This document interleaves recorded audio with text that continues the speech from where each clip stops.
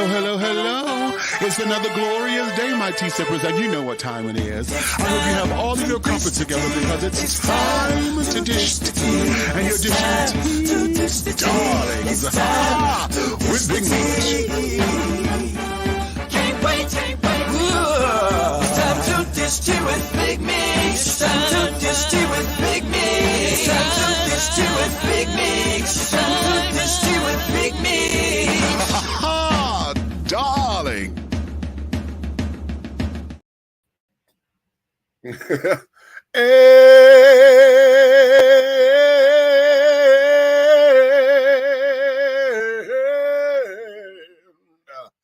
Hello, hello, hello. Hello, hello, hello.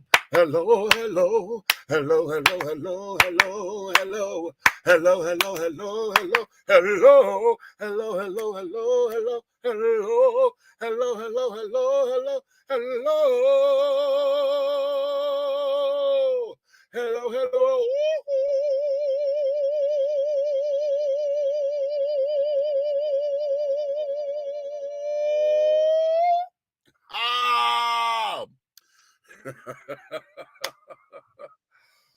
What's going on? What's going on? What's going on to all of my tea sippers, my crumpet dunkers, my tea brewers, my pot stirrers, my tea leaf readers, and my tea baggers, honey. What's up? What's up? What's up? What's up? What's up? What's up? What's up? What's up? What's your tea? Welcome, welcome, welcome, welcome, welcome to 2024, my darlings. This is our first show of the new year, honey. So I had to make sure that I'm on and coming with you loud, live, in color, like T.S. Madison would say. And even with my allergies bothering me, you know, y'all know this night air, honey, is horrible on my allergies. Okay, my eyes are itching and carrying on. My nose is running, so I got paper towel and towels and things everywhere. But it's okay. It is quite all right. So, I hope you have all of your crumpets, my darlings, because you know what time it is, honey. And it's time to dish tea, and you are dishing tea, darlings, with Big Meat. What's up? What's up? What's up? What's up? What is up? Yes, my darlings, my darlings. Where's my banner? I'm going to put my banner down here at the bottom again to let y'all know what my motto is for 2024, honey. I'm opening every door and I'm beating the high score in 2024. That's my motto.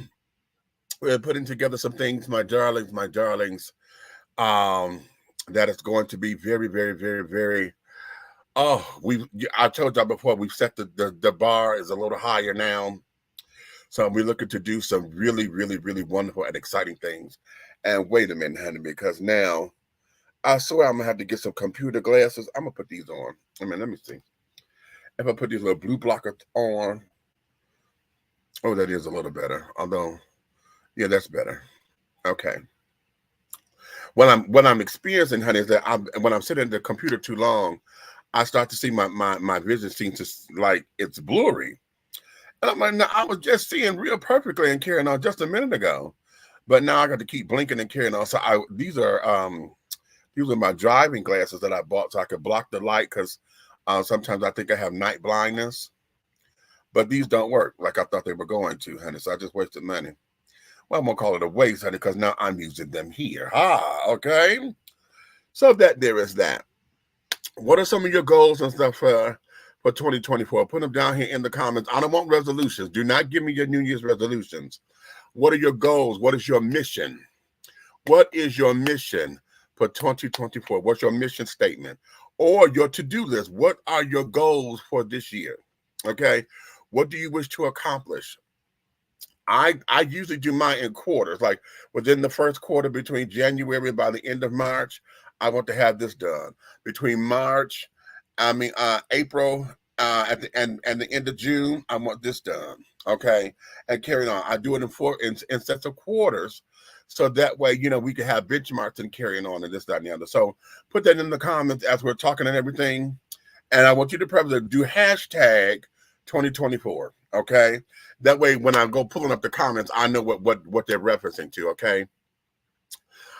Yeah, so if you're gonna put down your goals and everything, put your goals down and do hashtag 2024, and then that way I know that those are goals, okay? And then I will make sure that we go on that. So that there is that. Again, if you're gonna put your goals down or your to-do list or whatever, put that in there and then do hashtag 2024, so that way I know those are your goals, okay? And that's cute, honey, huh? Okay.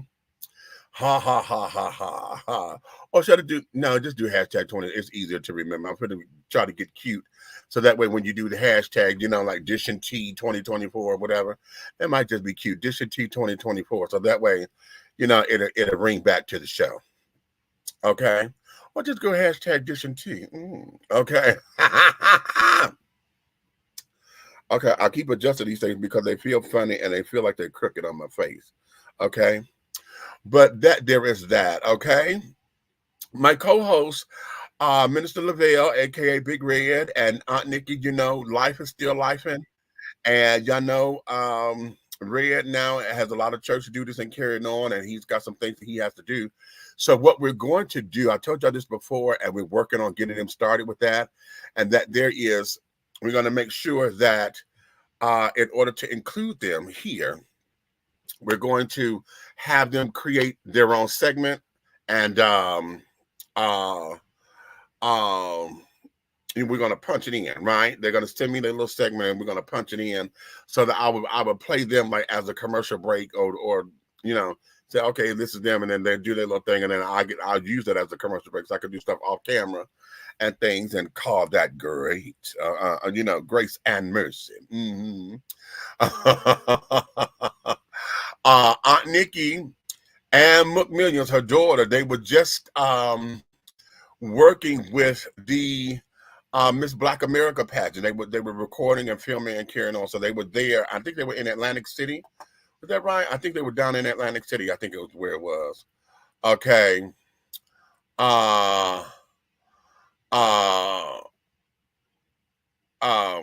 Yeah, so they just finished doing that and carrying on. So yada yada d. Okay. Fabulous, fabulous, fabulous, fabulous, fabulous. Okay. And these things now they're not working. Okay. I may have to go get my other glasses, but that's okay. Let me go over here to the comments. I see folks are coming up in here. Hello. Okay. Happy New Year, Micah. What's going on, darling? What's going on? Happy New Year, player. Where you been? You've been in here a couple times, but then you come in and go right on back out and carrying on. Okay.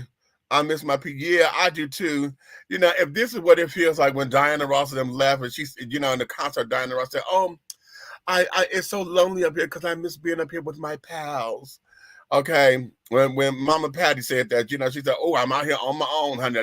She thought that the folks would go turn on her, you know, because and all that. So if this is what it feels like, honey, okay, okay, okay, not the special guest.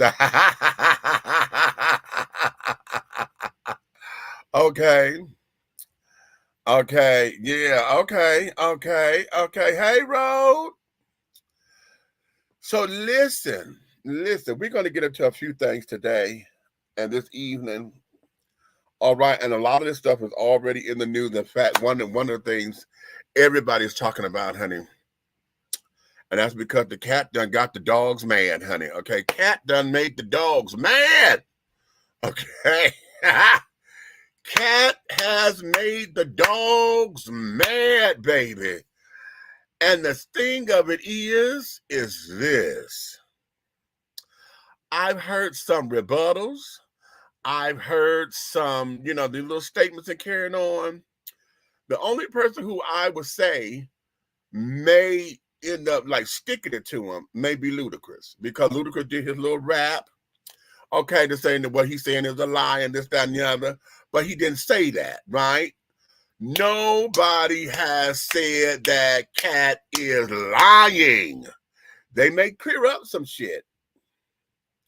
They may say, no, it ain't like he, you know, he stretched in this out, because it didn't go down like that. But they ain't say he lying, okay? Ain't nobody came out and said he lying yet. Not even Trick Daddy. Trick Daddy that came up and wanted to cuss him out and shit, but not because of what he said. He said Trick Daddy used him in a joke. And that was some shit that happened a long time ago. Okay. And then we talk about when he got when the young man had Cat in the headlock and shit, he got the reference in that. Talking about something, well, I didn't think he was funny. But then I saw you one time, honey, and I laughed my ass off, and that was when the boy had you in the headlock. Okay. So okay. And this, that, and the other, because of whatever you felt about this little joke or whatever, okay? But again, you mad about a joke, like most people would be mad about a joke, okay? You ain't mad about nothing that he said here on this interview. And I still got to get through the whole thing. Child, I didn't realize he was on here for 2 hours, okay? But I am intrigued because Ricky Smiley done came out. Ludacris done said something. Trick Daddy done said something. I had Michael Blackson just said something. That just came across my thing, honey. Who else? Somebody else that says somebody else. And I'm whatever. But nobody is putting him in check the way I thought they would put him in check. Okay. Now listen, to help me get through tonight, because I got another story that we're gonna get into. In fact, let me just lay it out. Okay, I'm on Cat. We're gonna get on little Boosie. Okay. We're gonna get on little Boosie. We're gonna get on little Cube. Thank you, baby. Cube. That's who it was. And Cube said out his mouth, most of the shit that Cat said, you know, is right. Now, I'm just going to say this just for clarity, okay? And he said he didn't say that they offered him the part the way Ricky Smiley's saying that, okay? Ricky Smiley, now listen, let me preface this, okay? Because what we got are 2 different stories. And I'm only going by what they said at Cat's interview because I didn't see Ricky Smiley on Shannon, okay? On the show with Cat says, Ricky sat up here and said that, oh no, I did see that part. Yes, I did. I saw it as a clip. I was supposed to be in the pimp, okay? And Cat was supposed to be the Santa Claus. Okay. I did see that. And Cat refuted that, right? Now he said he was supposed to be in. Not that he read for the role. Those are 2 separate things. Okay. Now, in Ricky's response to Cat, Ricky got his former manager, who is the comedy club owner down here in Atlanta. He come up and says, oh, well, no. When they sent the sides over and carrying on, they did have you read for the role and blah, blah, blah, blah, blah. So you did read for it. And then now they claim that they were supposed to give him the role or whatever, but they're on the last final day, whatever, something switched. And they decided to die. Cube says, we when we're dealing with comedians, we have them read for multiple roles, and we see how they work and roll. See, and after that, we thought it was best that he played the Santa Claus. Okay, not that he was supposed to be playing the part; he read for the part. That's what Cube said. So did Cat lie? I got Buck gonna come on up in here. Come on, Buck. Come on, Buck. Let's do this. What up, man? What you know no good, player? Happy New Year. What up, though? Welcome. Okay, what up, though? Okay. Greetings from the motherland of your birth, my brother. Okay, I'm sitting up here. I'm having some apple cider, children. I was going to have some Prosecco. I got some Prosecco rolls.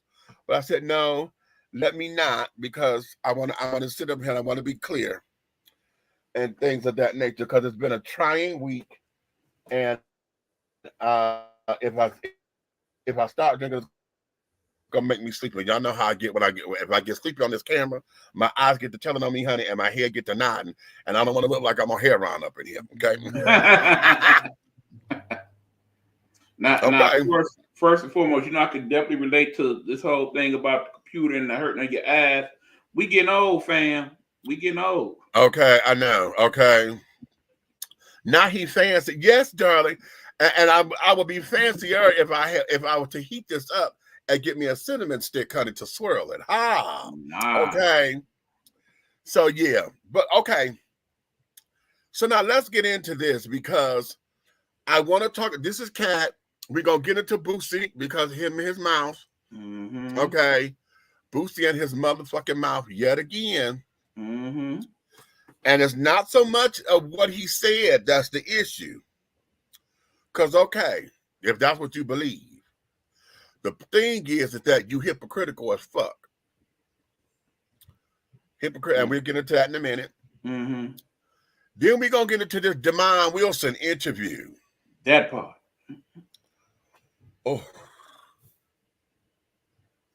Mr. 77-year-old, honey. Okay, Demond Wilson. If y'all don't know that name, honey, you know him best as Lamont Sanford on Sanford and Son. Indeed. And we're going to get into that because, yeah, it's very interesting. It's very, very, very, very interesting, darling. That part. And then we're going to get into some because that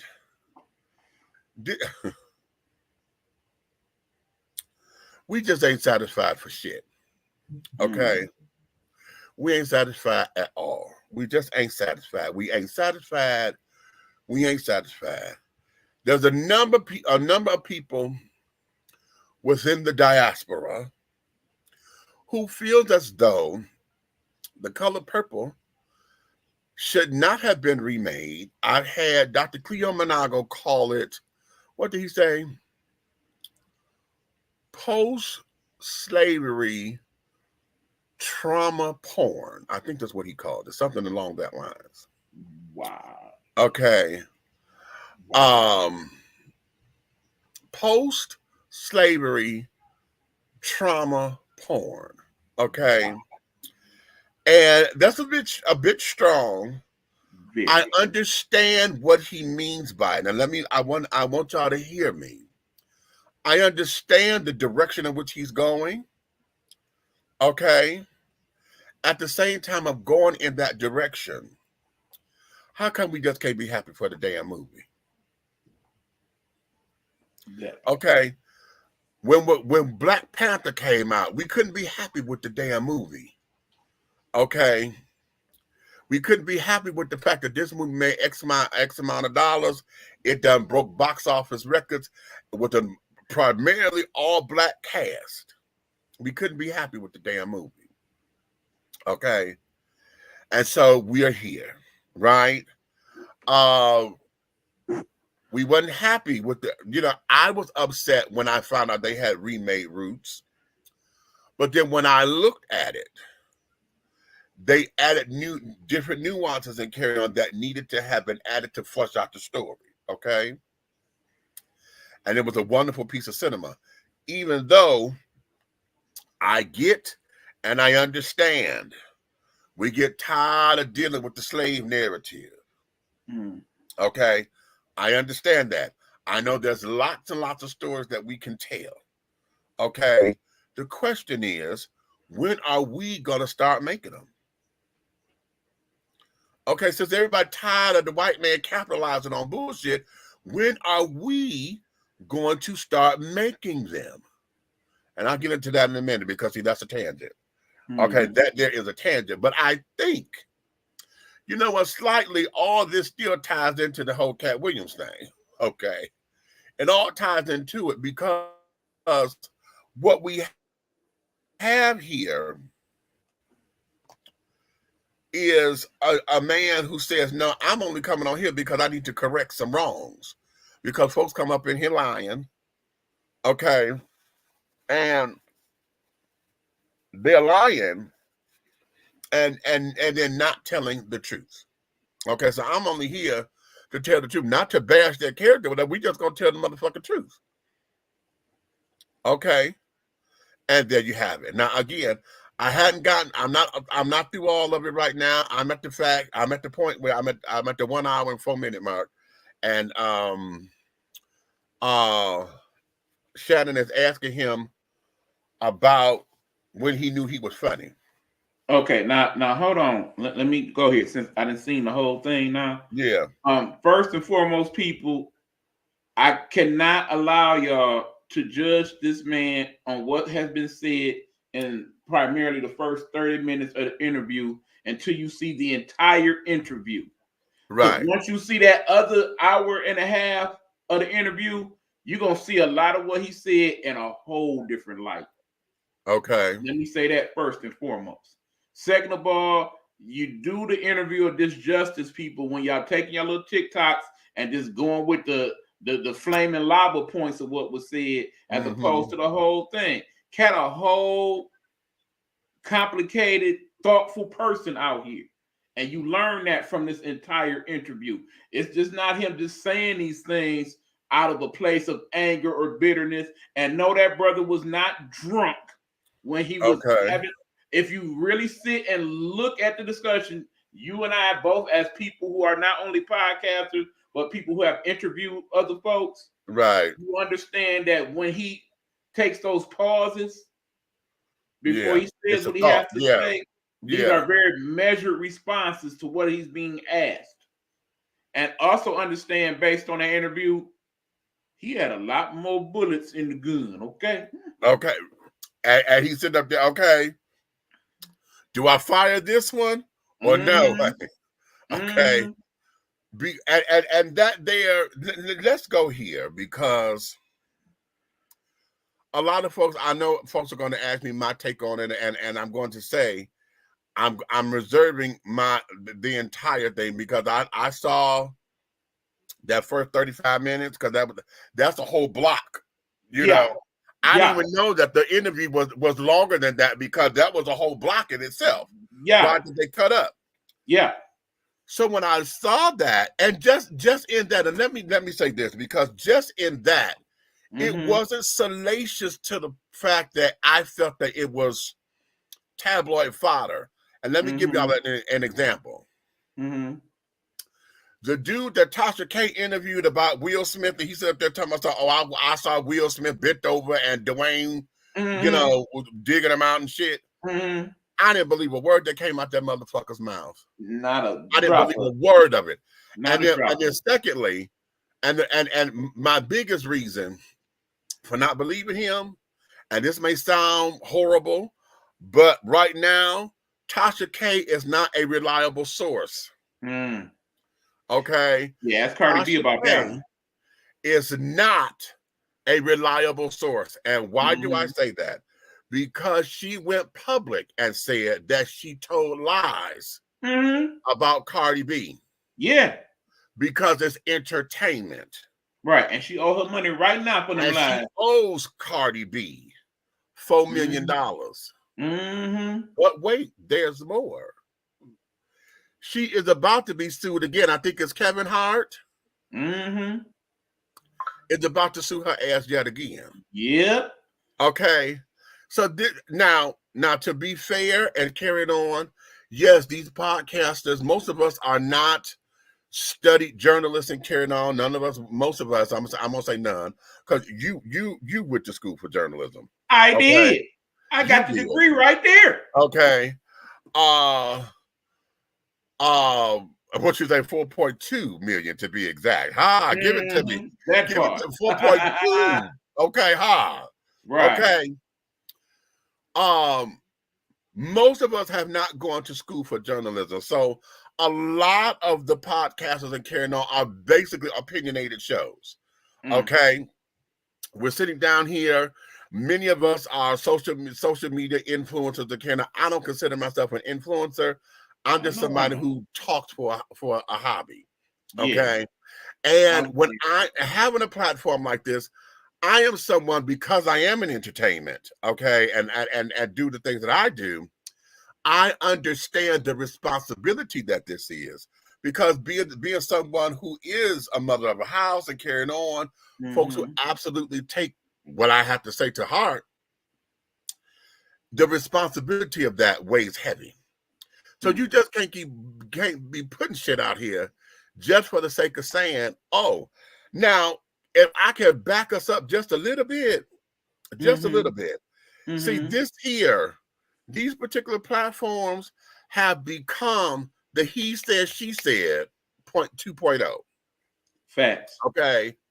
Because when we were kids and we was in school and shit, playing that he said, she said, got your ass whooped all the time. When he said this, she said that. And then when it came up on you, but like, bitch, I heard you say it. I didn't say no, yes, you did. You know, so we get that. And then in real time, you know, it created a war. Okay. Unnecessarily. Yeah. All right. Then there were times where you said, where the he said, she said, turned out that neither one of us said, it was these bitches over here that said all this. So then the two of us got together to start whopping their asses. You know, so now that we have platforms and stuff like this, we are now here to where folks are reckless with their mouths. And because I'm gonna say us as a human society, we reward negative and bad behavior. See, we make this shit go viral. We're the ones who sit down there and we talk about it, we share it, we this, that, and the other, and carrying on. They get paid because we watch it. Right. Okay. They get paid because once the thing get to 100,000 likes or whatever it is, okay, then they start to get a little coin on it. That being said, Meech, right now, as of airtime of your show, Shannon up to almost 18 million views for that episode. Exactly. Right. 18 million views. Okay. Just that episode. Just that one. Okay. And so now everybody else, if you said there hashtag Cat Williams in your, and you know, put his name in a hashtag on your shit. Now everybody trying to follow the dots because they want to say who said this, who said that, so they can sit there and get this internet battle going on. So they can go in your comments. I'll see you. Here you go with that faggot shit. Just because we got computer courage and keyboard control, you know what I'm saying, and want to sit down there and spew all this stuff, and then we get a whole frenzy of nothing that become newsworthy. Why? Because their mainstream media get the buzz. Because now it done got so shook up to where folks are battling this thing, and no one knows how to go iron out the truth. No one knows how to cite their sources. Right. You know what I'm saying? Fact check. Double fact check. You know what I'm saying? And you know, as I said on my podcast earlier, a lot of what Kat said, even in that hour, can definitely be fact checked. And as you can see, since the interview, like you mentioned earlier, people like Ice Cube, whatnot, it came out. I don't recall not one person yet said he was a liar. Nobody yet has said that he lied. Now let me go back to something, because I remember, you remember, when he and Steve were in Detroit at the Cobo Hall. I did mention that, yes. Okay, when they were at Cobo Hall, honey. Yeah. I remember that just as plain as day. As do I. I remember plain as day. Okay. And there was a whole big thing. And see, let me be transparent, because I was a Steve Harvey, head at the time. I still like Steve Harvey. I still like him. I still do as well. And I have no love lost for Steve at all. He gets into that little shit that he get into. Right. But I have no love lost for him because I like Steve Harvey. Yeah. Okay. But at the time that he and Cat had this battle, I thought it was made up. I thought it was something Cat was doing. Right? Because it was thrown that way, like this was Cat's thing, and in his head, and da da da da da da da. Right. But then I started hearing other things to where, no, this sounded like this started off that way, and Steve didn't want it to be that. Mm. You know, and then it became something else because I heard Steve on an interview. Was it Warren Ballantyne or somebody? I think it was Warren Ballantyne. Because, you know, this is where, what was the little platform? Because this is where podcasters and radio shows were starting to videotape themselves while they're on the air live. What was it? It wasn't YouTube. Somebody, it started with a Uverse 2, somebody's thing. It was another thing. Okay, and so folks were sitting up there, and so when they took the commercial break, Steve just knew that we were off the air, but he didn't know that we were. It's similar to that, DJ. You right. Yeah, it's similar to Twitch. Yeah, but it wasn't that. It was called use something. Yeah. Okay. Ustream. Oh, huh? I think Ustream. That's it. That's it. Okay. So, wait a minute. What? Guess who that came up in here? Churren? Who in the bill? Oh, wait a minute. Where did he go? Oh, damn it. I was just about to bring him in. And he okay. He's so goddamn stupid. He said head. He was in here for a second. I was about to bring him in, but he done popped out. So if he come back, I'll bring him in. All right. That was minister, the minister.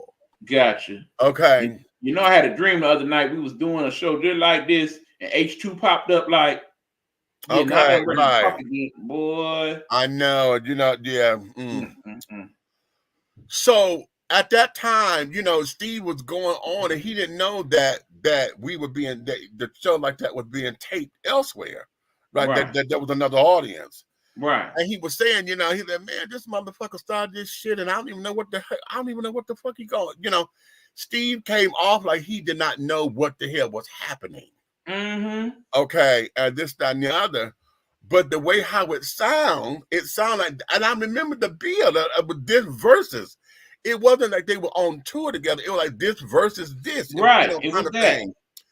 And I was like, how? And if I remember correctly, that next day, I believe it was Steve Harvey that went on WJLB to talk about it. And yeah.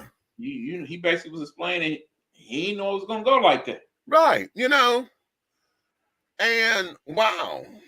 So we are in this particular space. And again, I'm still waiting to see what's going to come because Steve ain't said nothing yet. Right. Keep in mind, they on hiatus, but they should be back Monday on the show. I'm almost certain he's going to address it. I'm sure I can't wait to see what Charlamagne and them got to say about it too. Listen. Right now, and I'm going to say this because I done seen the memes and carrying on. Wait a minute. Oh, shit. I was trying to put this up in here. And I got, wait a minute. I don't have it on this computer. Damn it.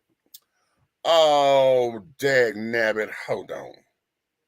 Because I have y'all seen the picture? Wait a minute. I'm going to do it. I'm going to do it. Hold on. Because this here.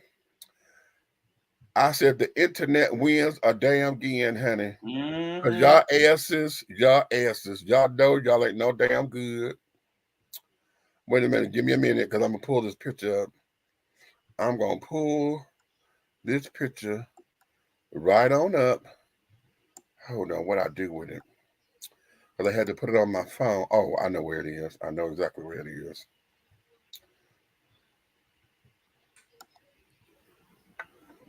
Did y'all see that?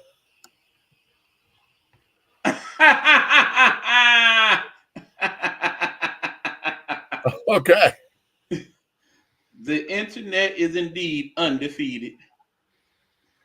Okay, he said, well, I came to read, honey. I'm trying to figure out. It's been so many good memes on this the last couple of days I done seen.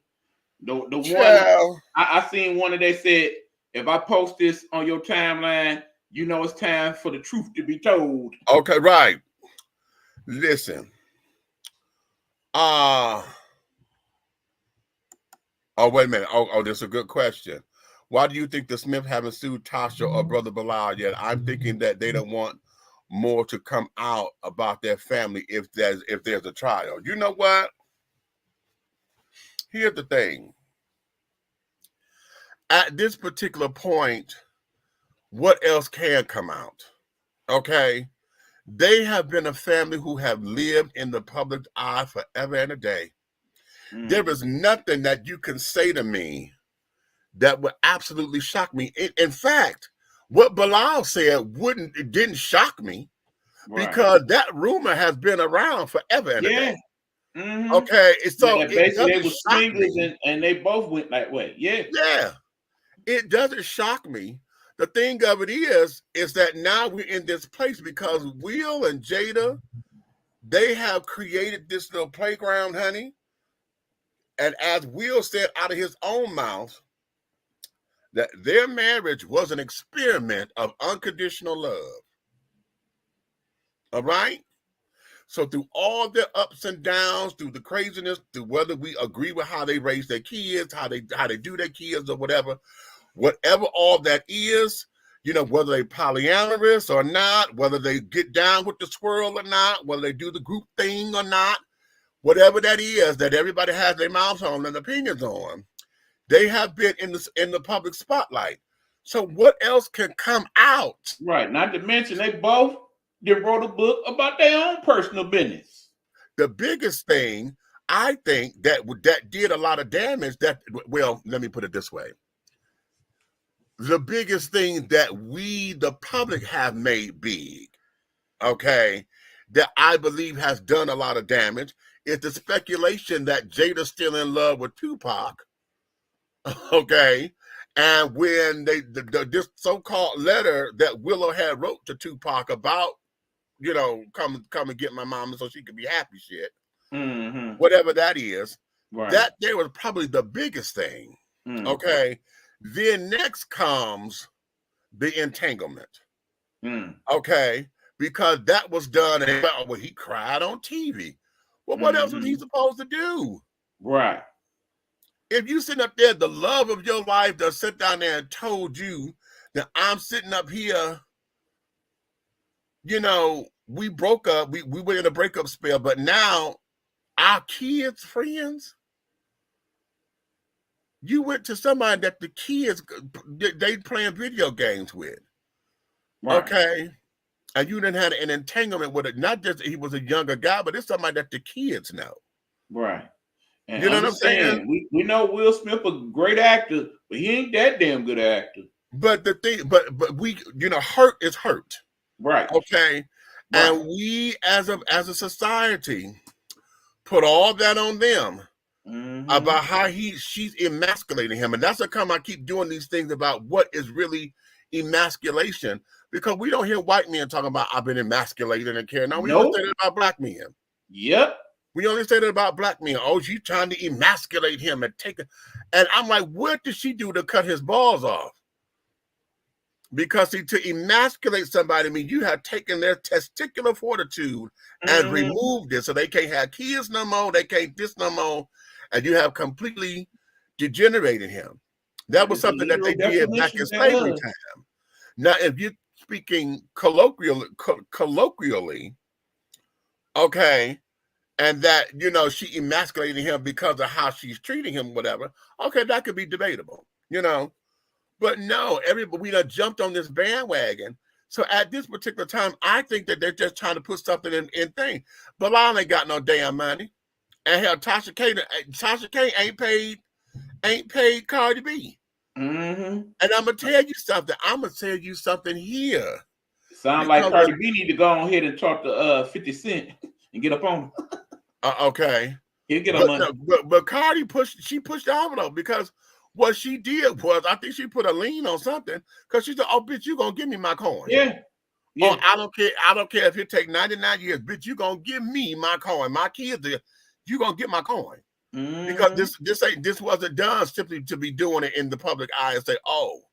But I'm gonna tell you, Tasha K has now got bitches like me looking into how I could get insurance for this damn show. You know what I'm saying? Because now we got to protect the show because I don't do salacious stuff like that. You know, I don't, that's not my wheel. I don't do that kind of stuff to where I want to be inflammatory on purpose. So I've always felt that I've been protected and covered or whatever.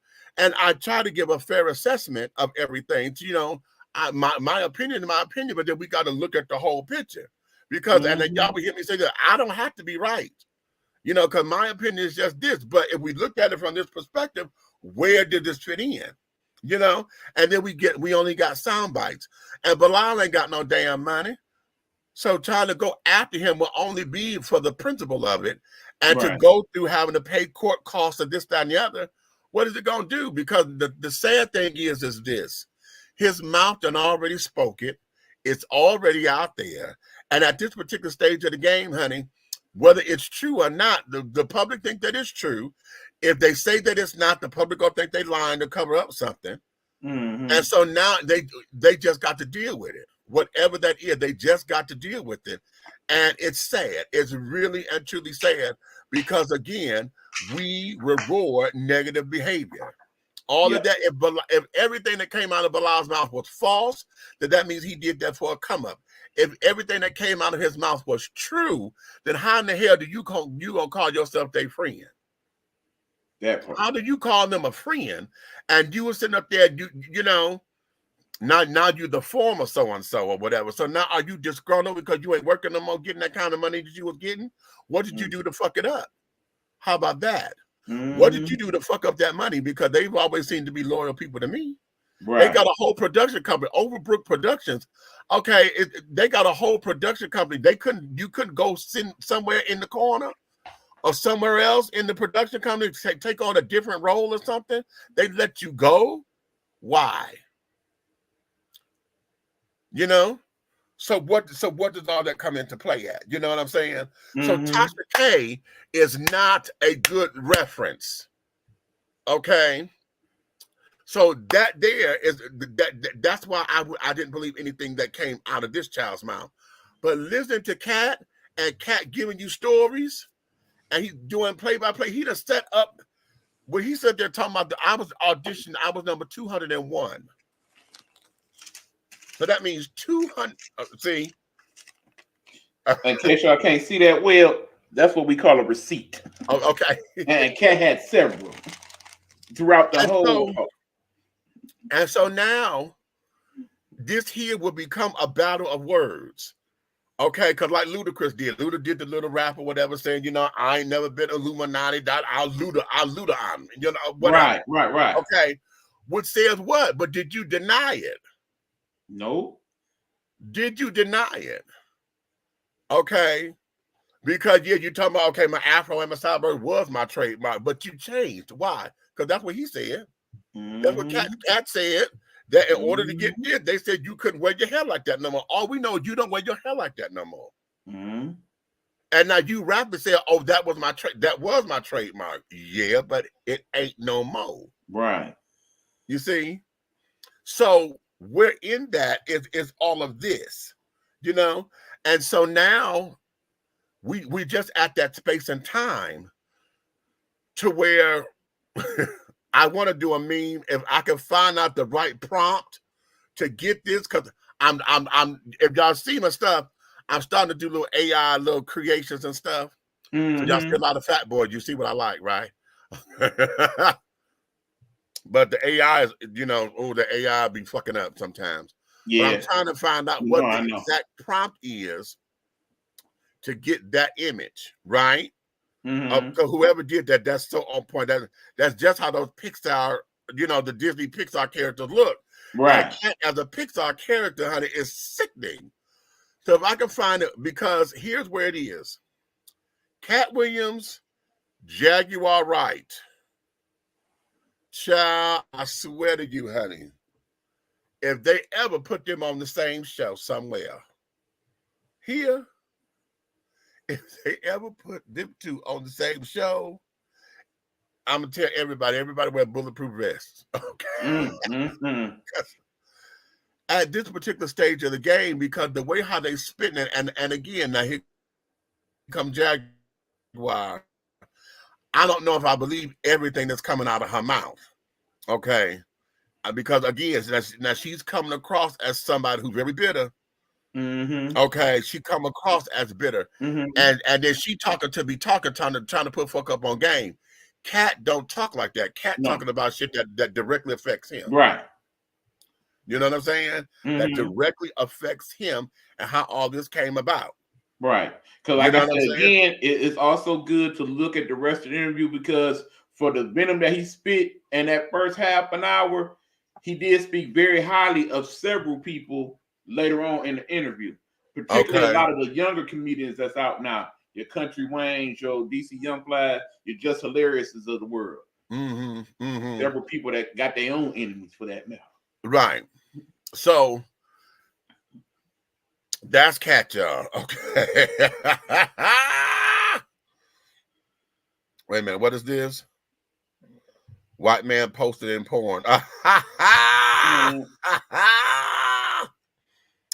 Pride. What's up, baby? Okay. No. Will was paying to be with her and agreed to let her do what she wanted in the relationship. You think so? Wow. Okay, now that's a thought. I wouldn't put it past that. He ain't the only person that didn't said as much. I wouldn't put it past that either. But again, they both said, and they said that on Red Table Talk, that whatever this is that they're doing, they said that they would never get a divorce. Yeah. Okay, because they both are products of divorce. So they said they never wanted to do that. Right. But listen, that ain't nothing new, because we see it all the time. Absolutely. Our Caucasian counterparts that got money, what the hell y'all think a lot of this shit is about? Okay, they got these wives that carrying on, honey. They show up at all the important shit. Okay, we got a business dinner here. We got this to do. We got that to do, honey. We call it, that's what the gay folks call them beards.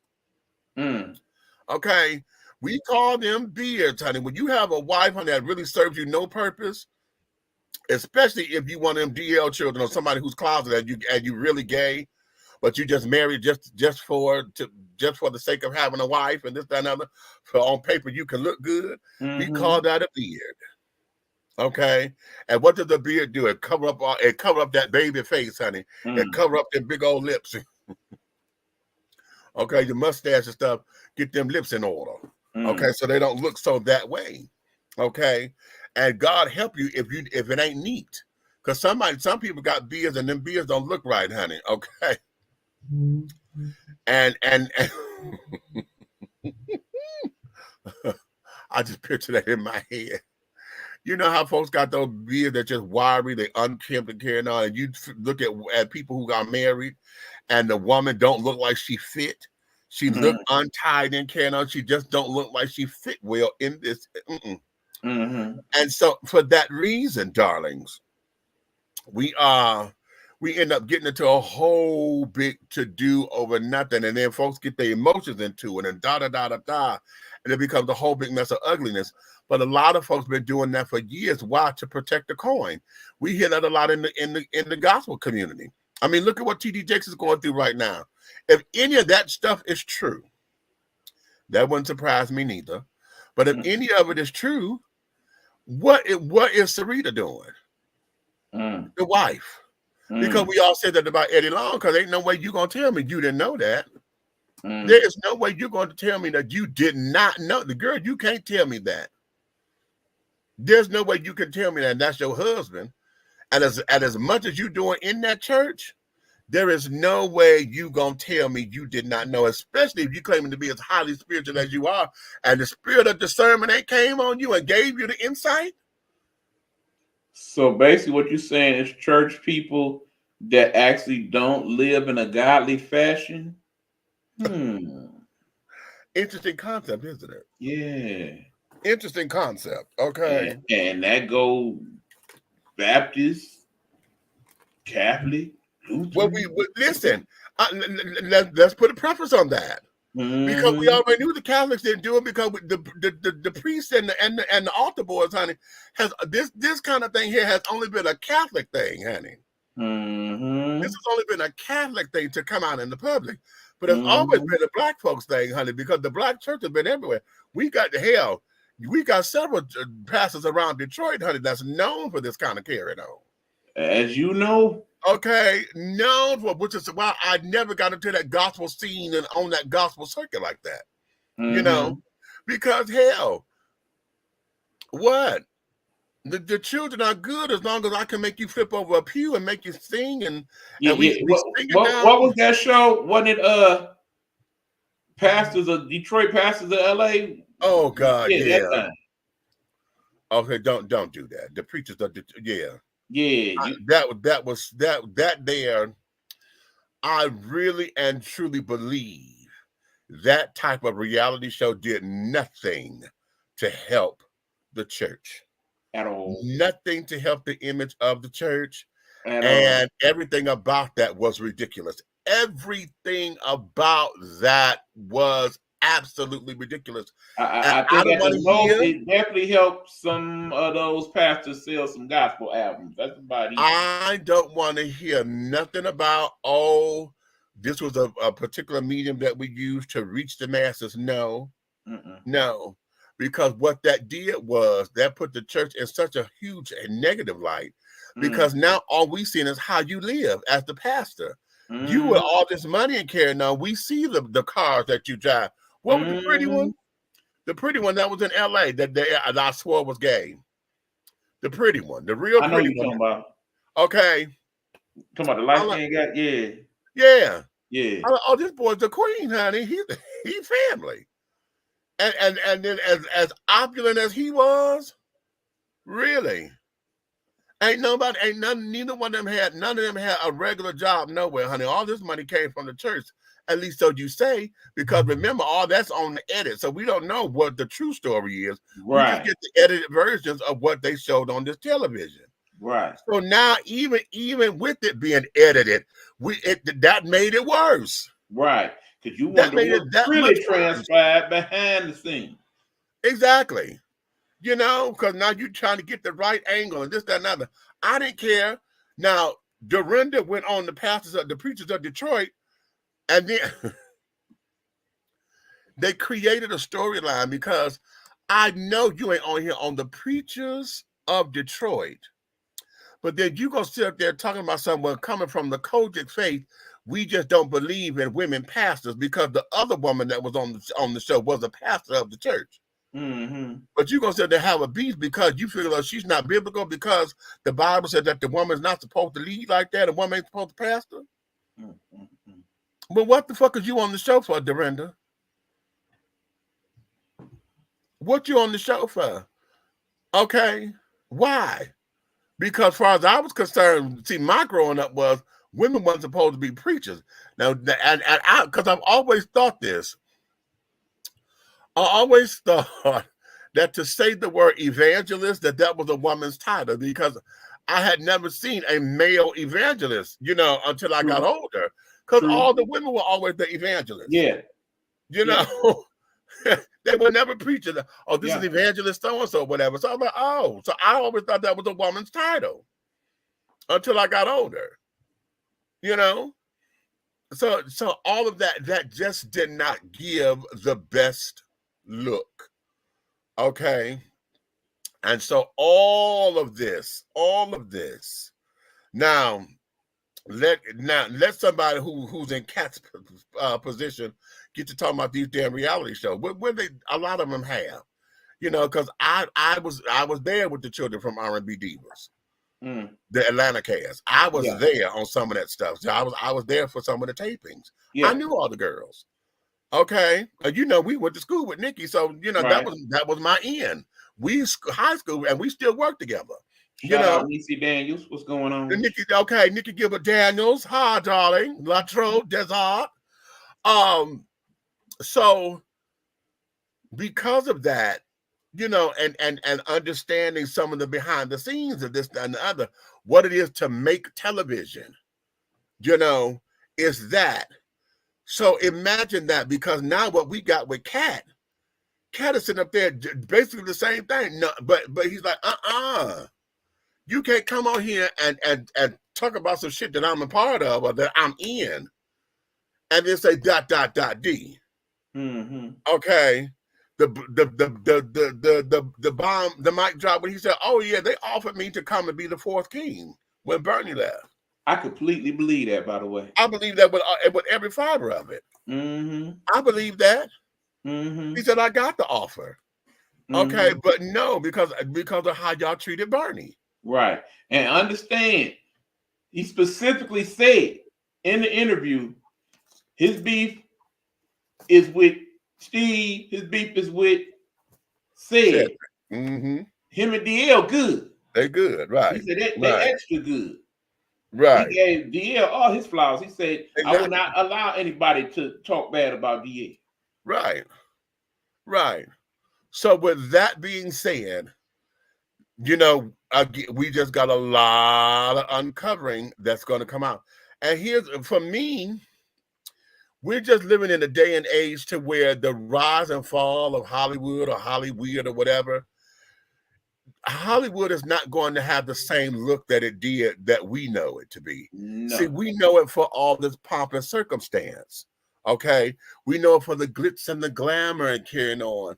But now, when we get folks who are able to control their image a little bit more, because remember, when you and I were kids, right, everything about Hollywood, honey, was manufactured.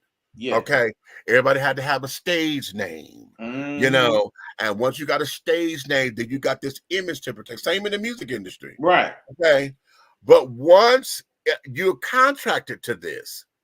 Now, if you didn't read your contract, if they fired you or you left or whatever, if they own that character, yeah, you can't do shit with it. It was much like how baseball was back in the day. They own the rights to your contract forever, and anything you did that had anything to do with it, all your intellectual properties, I believe they call that. Yeah. So even if you were known as Urkel your whole life, Disney own Urkel, you can't do Urkel nowhere. Right. Okay, because a lot of well, who was it? Wait a minute. The child who does, you know, there was a girl who did Bart Simpson's voice, right? Yes. She don't own Bart Simpson. So I remember on an interview, I think it was a long time ago. I think she was on Joan Rivers or something. And Joan wanted her to talk, you know, using the Bart Simpson voice. And she said, I can't read that as Bart Simpson. I can only do Bart Simpson lines. Yeah. You know, like Eat My Shorts or whatever Bart Simpson is known for, because that there is what she had control over. Right. Because that's already belonging to the studio. She can't do anything else as Bart Simpson because she didn't own the character. Right. Okay. Now, who? Let me give an example to show the difference. Who? I guess for lack of a better, because the only thing that's coming to me is Madea. For lack of I can't think of anybody else at the moment. But Tyler could take Madea anywhere. Right. Okay. Because why? He owns Madea. Right. Okay. He owns anything that whatever. I could go in and out in a minute, you know, because I'm here to entertain my crowd or whatever. And I could do that, you know. And again, in the interview, Cat had something to say about Tyler Perry early on, but he did double back later on and did give him his credit for putting other people on, particularly people of color. So again, watch the whole interview, y'all. I'm sure I'm gonna say that like 3 more times. Okay. Hey, Big Means, how about what y'all do? What do y'all think about Jaguar? She brought up Cat and Bilal too. I got to go hear what she said about Cat Williams and carrying on. I'm not familiar. Because that, like I said, that damn Jaguar, honey, I was rocking with her in the beginning of all this because she stayed stuck to what was going on with why her career wasn't this and why her career wasn't that and this, that, and the other. Now, girl is just like, she done just opened up a Pandora's box. She just dishing dirt to be dishing dirt. You know, and some of the stuff, I don't know if it's real or not, because when she said something about Patty LaBelle, Now, I'm not saying Mama is all that much of an angel or carrying on because she's human. But what she said about her having a train ran on her by the Temptations, okay, and that basically she was raped by the Temptations, is what she said. Okay, this is all allegedly coming from Jaguar. This ain't my mouth. Jaguar said that all of this came from Patty's ex-husband, Armstead. The Armstead said this to her. Okay. And she said, I don't know, we all knew that Armstead is gay. You know, he's a gay man that you had married and been married to him for 30 some odd years. I would have commented earlier, but I've been trying to get to this damn keyboard to work. Okay. So she said that that the payoff was they told her not to go public and tell anybody. And then what she ended up doing was they ended up giving her New Attitude. And that was her first real big hit, you know, as a solo artist. Well, actually it was on my own with the #1. That was her first #1 hit as a solo artist. You know, Lady Marmalade was their first #1 hit. Then she had On My Own, and then New Attitude was what basically was a crossover song. And so that's what she's claiming. I don't know if I want to believe that or not, because Mama didn't say nothing about that in her book, of course. You know, and as a Gemini, honey, trust, okay, she ain't got shit to hide, you know, but whatever. Okay. Whatever. But Jaguar and right now, nobody is afraid anymore. I think that's the biggest the takeaway from this. A lot of people are not afraid to talk about their experiences of what happened in Hollywood, especially now that everybody coming out, all these big wigs are carrying on are going down with the sexual harassment and all this, that, and the other. A lot of folks they're not scared. And what is the consequence? Because what you gonna do, kill up everybody? Right. Now, one thing and interesting that I found very interesting that he said was how he got his actual start. Yeah. Was basically he did this show in Oklahoma, and the winner got to be on tour with the Jeff Foxworthy. Right. And it was those people that he actually started his career right with. Now how about that? And for him to understand that white folks loved him first. And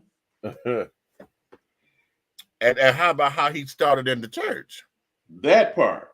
As a Jehovah's Witness, no less. Very interesting. That, you know, he was able to do what he started, what it took damn near a career for Steve to do, for Steve Harvey to do. Steve couldn't play no churches or whatever. He had to learn how to not cuss or this, that, and the other when he started touring with T.D. Jakes. Right. Okay. And doing The Woman Thou Art Loose and carrying on and all that. There was a big turnaround for Steve and stand up or whatever, because you remember that special he did, God Not Done With Me Yet, I believe. Yes. Because that was his, I think that was the first show he did without cussing. Yep. You know, and didn't think that he could do it. That was the big thing. He didn't think he could accomplish that, you know. And he did it masterfully. It was that was a wonderful show. You know, that's one of his better specials, absolutely. Yeah, actually, you're right, actually. To where now, to hear him cuss now, it just sounds gratuitous to me now. He just doing it. It do sound very manufactured. It sounds that way to me now, because he worked so hard in trying, you know, to keep a clean show or whatever. Right. But that was something that Sinbad had always said. That Sinbad, it shocked me that I knew he knew how to cuss, but when he started cussing, not in his stand-up though. He didn't cuss in his stand-up. Right. But in his regular life, that's what the second time he came on the show. That's why I had him on. I said, bad cussing. Who done pissed you off? You know, because you ain't the cussing one. So yeah, all of this, I'm telling y'all, there's more to come, and it's going to be more. And all this back and forth, and those who support Cat is going to support him. Those who think he's telling a bunch of lies are going to say that. But I'm going to tell y'all, honey, what is done in the dark will come to the light. And as I said on my show, it's a lot of winners that come out of this. Even some of the people that he eviscerated, as he called it. Because how many of y'all in these next few weeks gonna go back and watch them episodes of Steve Harvey Show or of listen, Cedric Entertainer's comedy and all of that? Listen, and Comic View and all those things. I watched when Cedric came on, when he started his little variety show. Yeah, I remember that. Yep. The funniest skit that he had on there for me was when they were trying to speak Spanish and everybody was like, K-O-R-S, right? That was the funniest skit. Him, that one, and when he played the lunch lady. Yeah. Yeah, that was good. But Kat did bring up a point. Some comedians, they perform their comedy. And some comedians actually do their comedy. Right. It is a difference. A complete difference because and I'm gonna say Mike Epps. Okay. Mike to me is a comedic actor. Yes. You know what I'm saying? Because I can watch any movie that he's in, okay, because he is hysterical. Okay, he is all about the Benjamin. So funny. So funny. His stand-up, I had to learn his brand of comedy. Okay. Because his stand-up to me is a little weak for me. But again, I have not watched a whole set of his. Now let me say that. I have not watched an entire set. Basically his stand-up consists of two things. The actual stories, and then basically him conversing with the audience and talking about them. Yeah, Joe's in the audience. Right. That part of his comedy tends to be more funnier than the actual sets and skits of themselves. So he's one who gets off on the riff. Yes. Okay. So and there's a lot of comedians who do that because that's that Jones and shit that we learned, playing the dozens in school. And some of them good at doing that and that as well. Right. He'd be a master of it. Okay. But then in the same token, some of them they can only do the one thing. He's one child. Give him a script and let him be able to do his thing within the script or whatever. Oh yeah. Child, God, oh my God, he's hysterical. And I love him that way. Okay. Yeah. I love him in that form. And I use him as that example because not Cedric's show was okay. It didn't last a season, but a season. No. It only lasted a season. And shouldn't have. Okay. And it's like, okay, and then he wanted to be the singing somebody. Hey, don't you got an album coming out? I thought I read somewhere he got an album coming out soon. He wanted to be this little singing sensation or whatever. And all of that. And I said, oh, okay, well, this is gonna be cute. He's gonna give us Las Vegas, give us Vegas show. And I'm like, okay. Oh, yeah. So I get it, and I like Sid. Again, he's another comedic actor. Yeah. He's another comedic. Give him a script and let him do his thing within the script or whatever. And he could create that way and build the character. Fabulous. Fabulous. Okay. Yeah. Okay. So going back to go look at some of that stuff or whatever, I remember I remember hanging with Mr. Cooper. Yeah. And I remember the Steve Harvey show. Yeah. They were the exact same show. And don't forget Me and the Boys. Some of that come into play too. Me and the Boys, child. Yes. Okay. The exact same show. The exact same show. Okay. So interesting. Very, very interesting. Very interesting. Okay. So yeah, but that's Cat, y'all. So we got most stuff coming out. Most stuff is coming. Right. Let's move on to the next one. Because the next one I'm going to let's do Demand, because I know you here with me and I want to make sure we get all your time in. Damon Wilson Mm-hmm. and Comedy Central. Mm-hmm. Yeah. I'm going to start by saying this. He comes across as an arrogant ass. Very much so. Okay. Very much so. I didn't realize this. I kind of did, but then again, I don't know the man. So I've only seen clips or whatever. And a lot of what he was giving us in that interview, I can see how he had mob ties or whatever. You know, I can see how he was known to, you know, that he said that folks were scared of him and carrying on because of his reputation. You know, I can see that y'all on the set and y'all got, and you both of y'all strapped. He said he and Red was strapped. But I remember a story. One of the comedians that was on the show, I can't think of it. I forgot the character that he played. One of Fred's friends, and he said that something had went down, and Fred had told him, hey, he said, "Here, catch," and he said when he caught it, Fred had threw a bullet at him. And when he caught it, he looked at it. He said, "Yeah, it was money." He said, "Yeah, if you don't give me my money the next time, the next one's gonna be faster." Okay. And I thought, oh, okay.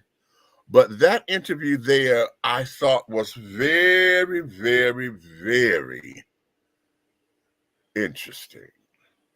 Give me your take on it. All right. Now, keep in mind, I just gave y'all the link for that interview. Y'all go up early. I gave y'all the link to the Cat Williams interview to check out as well. Now, understand, people, at the time when it all went down, as in when they first started forming the show that is Sanford & Son, and keep in mind, it's a whole dichotomy in that with the whole Norman Lear and Eric Right. all that. We're not even going to get into all that. That's a whole nother show. Right. But what it boils down to is they wanted Red Fox to do a show. He was going to do the show regardless of whatever the show was going to be. Red Fox was what they wanted.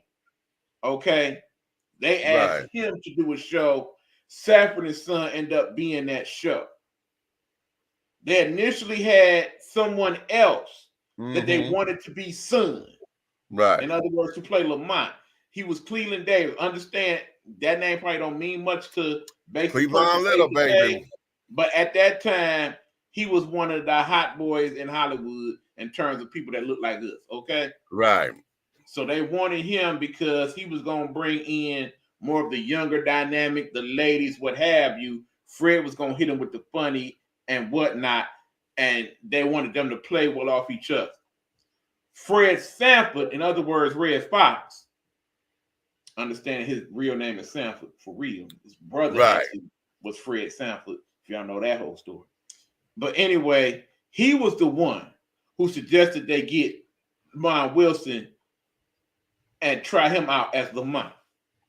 And pretty much on his recommendation, more than anything, is how he ended up getting the role of Lamont. Now, if you look at the interview, Lamont Wilson has a whole different story to tell about that. He basically saying he got it on being him and what he did, even though at that point, Lamont Wilson was known, but he wasn't known. He was basically actor A pretty much. Right. Red Fox was the household name. Remember, Red Fox at that time on the club out in Vegas, he had his own little residency and everything already before Sanford & Son was even a thought in anybody's head. Now, as you go further into that Lamont Wilson interview, he talks about the Sanford & Son situation and how in the end they end up falling out and what have you. We all know that from the different little documentaries that's been out there over the years about what went on. In the end, Fred was like, they're not going to pay me what I'm worth. He goes to ABC, gets the whole variety show. He tells Sanford and them to kick rocks, and he out. Right. And then the whole season 3 and how he went to St. Louis, but he didn't really go to St. Louis, and he wanted the same money as Sinead, not Sinead, oh Lord. as Mr. O'Connor over there, and All in the Family, All in another the Family. Norman Yeah, Lear show. yeah. We ain't gonna get too Carol deep into O'Connor. that. That's a whole nother tangent. But anyway, long story short is there is no Lamont Sanford, Desmond Wilson without Fred say so. Right. First of all. Right. Second of all, many of the people on the show was only on the show because Fred put them on the show. That's right. For as much as he climbed out on Esther, in real life, they was the very best of friends. Yeah. And in the end, he the one who spoke up for her when she basically couldn't read the lines properly and didn't know what it meant to be an actual comic actor on TV. He was the one that had them work with her and basically said, if she go, I go. Right. At the time when the show was one of the top 3 shows on the planet, okay, was up there above the Brady Bunch and all of that. Exactly. Now, understand at that time, what Desmond is saying, he probably right on this part, is that they both was making money. They was making big time money, okay? Right. And he looked at him like a bigger brother, as an older brother, but in the same token, he hung in certain circles and he hung in different circles. And the circles that Fred hung, Red Fox hung in, they was doing a lot extra stuff that they wasn't doing over there in his circle. But he knew it was going on because he saw it for himself. And again, if you go through some of the various documentaries about Red Fox in the day and what was going on, you know, he hung out with the big boys. He hung out with the Frank Sinatras, the Sammy Davis Jr.'s, the Bill Cosby's of the world. Right. They was frequently in his club, okay? Lord knows what went on in that back room of his and whatnot. Some of them stories is out there for public consumption. Exactly. Okay. But the long story short is we all know what eventually happened to Red Fox with his situation with the IRS and how he got put out his house. And soon after that, while he was on the set of his latest show, how they came looking for him to get all the rest of his money. And from the story as it goes, he had a heart attack and pretty much died there on the spot. Right. But what they were asking him about in the interview specifically was why, when Fred was having those financial issues, did you not step in as one of his friends, one of the people that basically benefited from him and help him out? And the response that dig it right there. That was just, in my view, very disrespectful. Okay. Even if that's how you really felt, the way that he presented it, he came up as real cocky and arrogant, like, yeah, you should have been able to deal with that. He was the one making big money. Why am I helping him? I seen what he was doing. He wasn't going to try to listen to me. Bottom line is, even if you didn't come out your own actual pocket, because he put you on. Don't nobody know you, bro. Ain't nobody trying to see you, Otis, without Fred. Okay? We know this because, remember, when Fred Sanford left Sanford and Son, and they took Sanford and Son off TV, Fred went to do his variety show. What did the rest of the cast, including Demond Wilson, attempt to do? Did they do a spinoff? Yeah. Recall that? Yeah. Most of y'all don't recall it. You know why? It was trash. Terrible. Okay? Even Grady's show that he did when he left because of after was better than that trash they did after Fred left. And Fred actually turned around after the variety show didn't work out and did Sanford. Y'all remember that? Right. And even that was on longer than the doggone spinoff that they did. And and I'm sure he felt some type of way about that. He didn't discuss it as much in the interview, but clearly he had an axe to grind. This wasn't Cat Williams. This brother, he had an axe to grind. And I felt like he was wrong. I felt like he was wrong in that whole scenario. I get it, because I think that's what the young man was trying to bring out in the interview. But then Demond said something that makes sense, and this is what his piece was. And that there was, okay, why should I help you when you didn't do anything to help yourself? Because you knew they were coming after you for your taxes. And that part, I can't argue you didn't take care of your business. You sitting up here flossing and doing all this other stuff. And man, fuck them and this, that, and the other, you know, to where now you let it get too late. And when they're coming out after you or whatever.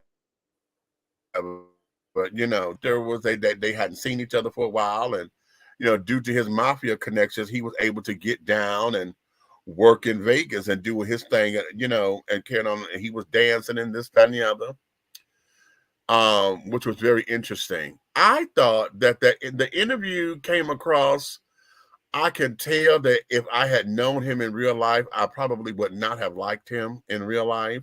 No, because he, you know, he's one of those I'm a man's man kind of thing, and that Uber machismo shit does nothing for me. I don't like calling it toxic masculinity because I think we're overusing that term, even though I know what we're trying to say. That term just doesn't strike me because masculinity is never toxic. It's Uber. Some folks are just, you know, they're so busy trying to be so much of a man. Too much to where yeah. they done became a clown. Right. You now, know? the other thing that come off as is, look here, young blood, you don't know nothing. Let us old folks school you on how it really was. Yeah, he kept saying that. Because you're older, you know everything. He did keep saying that. You didn't do your research. Well, because you didn't do your research, let me tell you. Okay. And I'm like, oh, okay. Because that man said the interviewer, he was being extremely respectful to that man, even though that man clearly was disrespecting him on the other end. Yeah. But again, a wise interviewer would have dealt with it that way. Because you don't want him to just be like. But I'm also going to say this, and that I like what he did with it. And I hope he goes back and uses this as a teaching tool for him. Because there were instances where it sounded like he wasn't listening to him. Yes. Because he was, but I know what he was trying to re-ask the same question. Right. Because there was a certain answer he was trying to get out of him. Exactly. Okay. And it was a way to do that without how he did it. Right. And so he's got to learn how to craft those questions better. Exactly. You know. But it's okay because I knew what he was trying to do. He was trying to get him to say exactly why you didn't help him. I wasn't going to help his ass, you know. Right. I mean, he basically wanted to see, okay, is you salty? Why are you salty? Right. Let's put it out there. Okay. So yeah, but that interview was very, very interesting. Right. And like I said, we would definitely be talking about that a bit more if not for what happened with the cat interview today. Right. That interview was pretty recent in and of itself. Yeah, that is. That's within the last week or so. So it's relatively new. Yeah. So now let's go here. Let's go here because all right, let's do this. Because Boosie. I cannot say. I already know. I already know. All right, let's go here. Let's go here.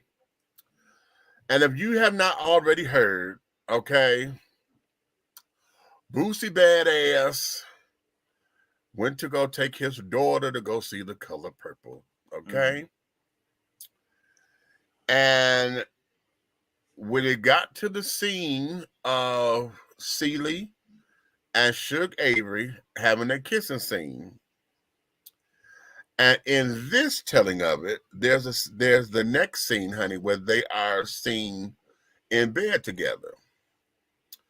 But it's tastefully done, honey. All we see is Celie sleeping, and we see Miss Suge Avery get up from off the side of the bed, move her arm, you know, and climb out of the bed to go get dressed. Well, apparently he said that when he saw this particular scene, he took his daughter and he got up and he walked out. Because here goes the rainbow agenda trying to push this down our kids. And I don't want my children seeing nothing like this. Okay. Okay, I'm gonna leave it there. Okay, because that's what he said. Here's my problem with it. My problem with it is, but you let her sit through Mr. whooping her ass, whooping Celie's ass. You let her sit through him trying to come on to Nettie. Okay, you let her sit through Harpo and Sophia going through their shit. You let her sit through all the other things up until that particular point, and none of that was the trigger to say, "Oh, my daughter shouldn't be seeing this because this is too adult." Okay, I don't want my daughter to be in an abusive relationship like this. I don't want my daughter to see that this is not how a man treat a woman.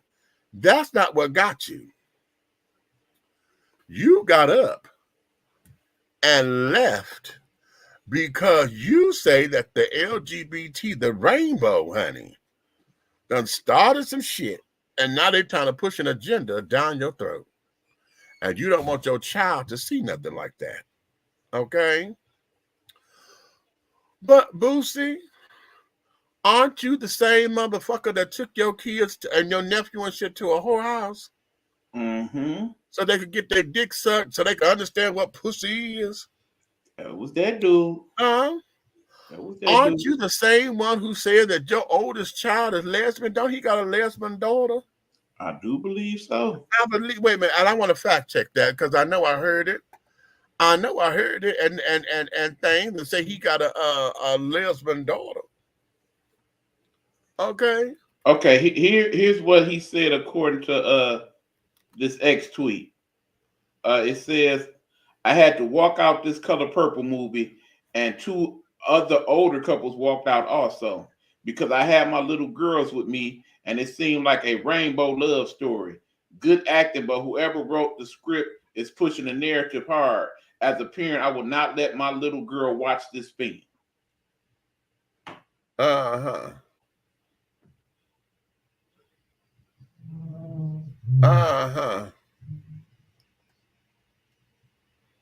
Yeah. Now, they claim he only put that up in there because there were 2 other older couples. And my thing is, I think they walked out because they don't like musicals. Because I don't know how, but there's still folks who claim that they didn't know it was going to be a musical. Mm-hmm. But I think when people hear musicals, I think they think Tyler Perry played because how Tyler's musicals are. Mm-hmm. And carrying on. And then we still got folks who going up in there trying to compare it to the original movie. Right, that part. That being said, musicals be some of the best movies that ever was. To this day, okay. I would gladly go watch Grease or The Wiz. Right. You know. But I have a problem with that because I'm still looking to see about this daughter of his. Okay. Now, see, part of why Boosie is in trouble with that mouth of his is because this is not the first time he has spoken ill will on the alphabet community, as Meech likes to call y'all. I mean, I go back to the interview he did on the Breakfast Club a couple years ago when he had that discussion. Okay. Yeah. And basically had to explain his stance on how he felt about the LGBTQ community. And he went as far as to say, well, I do have people that are LGBTQ that work with me and what have you, whatnot. I'm not homophobic, but based on some of these comments, I can't tell. Okay. Oh, okay. His daughter this was last year, February 2023. Okay, there's an interview. Is this on DJ Vlad? Yeah, this is on Vlad. Mm-hmm. Where he talks about yeah, well, okay. He's consistent because he said that everything I'm seeing now, you know, he said he doesn't accept his daughter as being lesbian and carrying on. So okay. So yeah, that's what I was trying to get at, you know. Yeah, I think he actually did discuss that on Breakfast Club too, where he said, I want to say Charlamagne asked him, well, if your daughter was to get married to another woman, would you give her away? And he was like, right. He said no. Yeah, I remember that. Yeah, he did say that, but he still loved his daughter and carrying on. So that, Right. but see, when he holding on to his convictions, I respected him for that, you know, because and here's my take on all of this, because again, it's not so much that you felt as though you had to get up and walk out and this, that, and other because you feel as though they pushing a rainbow love story and the agenda. I'm like, nigga, you watched the first movie. The first movie, that was that same kiss, okay, and carrying on. And no, they didn't get into bed together, but in this particular movie, you don't even, you would have thought that they were just sisters sleeping in the same bed. It could be slumber party. Okay. So it wasn't like there was any kind of, you know, lasciviousness or anything going on in this particular movie, honey. You just saw two women in the bed sleeping, and one just happened to get up out the bed that you didn't know was there. See, here's my problem with it. In the end, you saying you don't want to push that narrative on your children and whatnot. You basically saying to me, you don't want your children to know how the world really is. Right. In the world as we know it, some people who are same sex love each other in that way.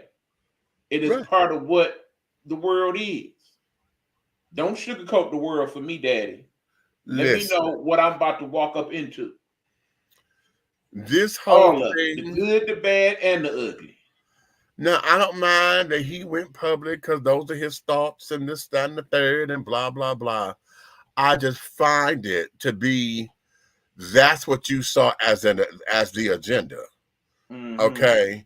And with all your music, because I didn't even realize that they say he did, I didn't know he did this diss track on his daughter, called it Ungrateful.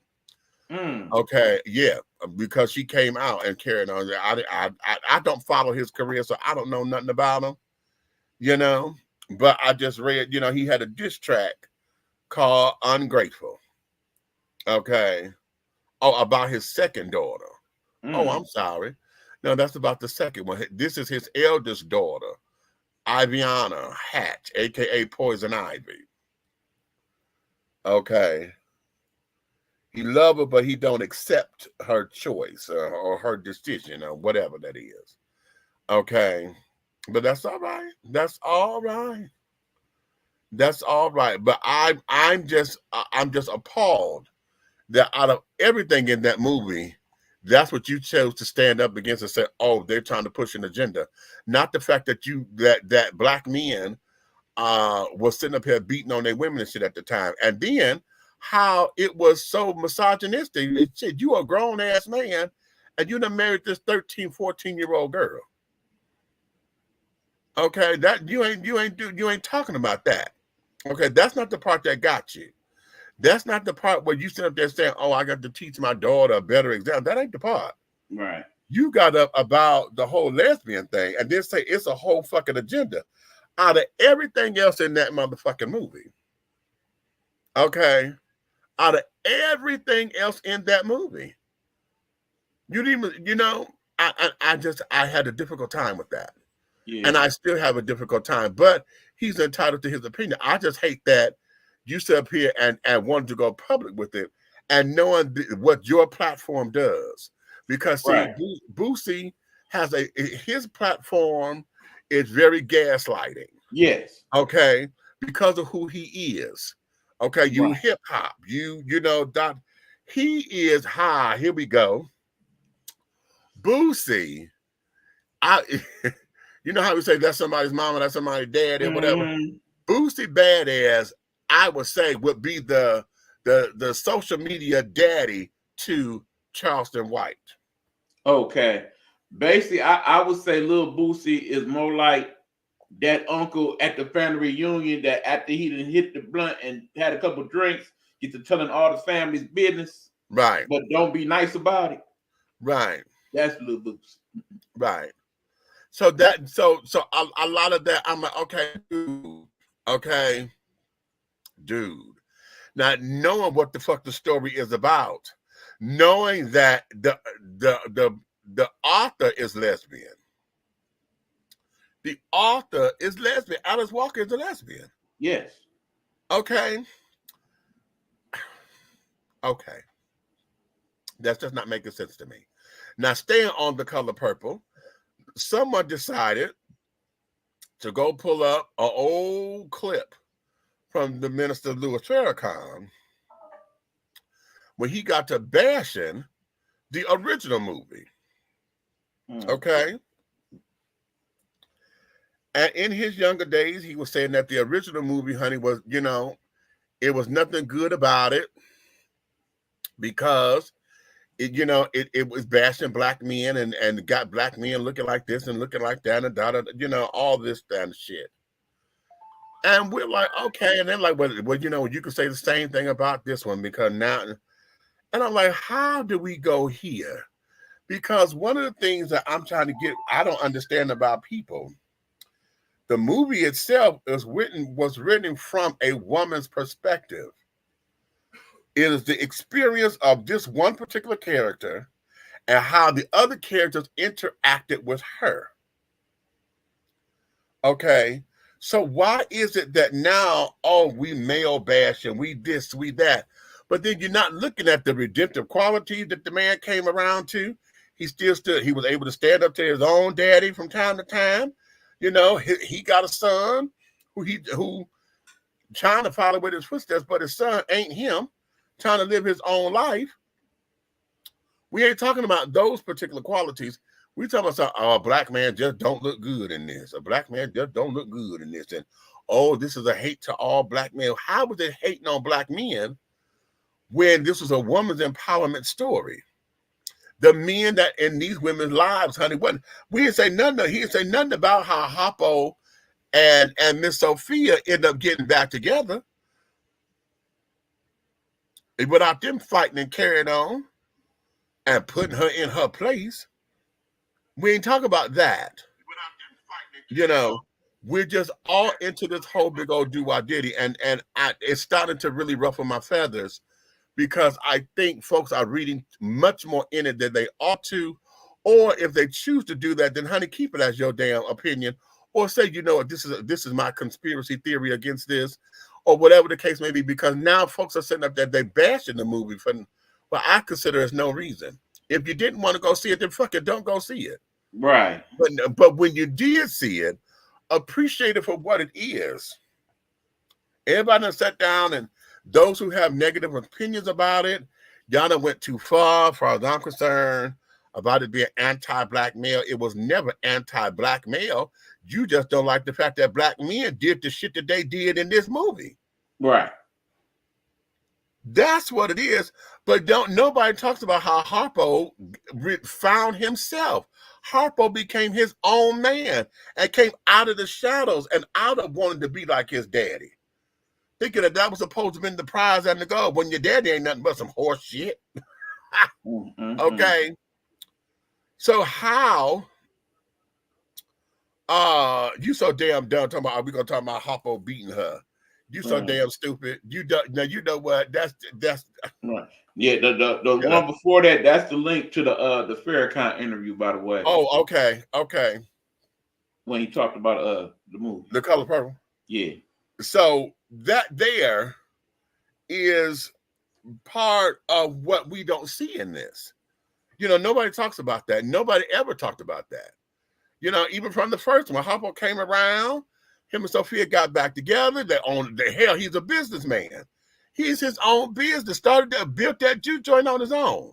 Now here's the question. Talking about Hollywood and things of that sort. Do you ever think at some point Hollywood will make the movie that talks about how black people own other black people? Do we want to talk about it? And here's the thing. Who we gonna get to make it? Because I don't want that coming from nobody white. Nor should he. I don't want that story coming from nobody white. And the reason why is because I know they won't give us the justice it deserves. Right. Because one of the things about black folks owning black folks, slavery, it wasn't chattel slavery the way that we know slavery to be in this country. It was more so servitude, like that's a poor example. I was gonna say like we saw in the biblical days, but in the biblical days, that shit was because you were poor. A lot of the poor folks became the indigent servants. Indigent servants, right? Exactly. Okay, but here, but as you know, like I said, for those of y'all that really truly know the history, some of the first slaves in America were actually white people. Right, that's true. Indentured service that couldn't pay their bills. That couldn't. I was just gonna go there.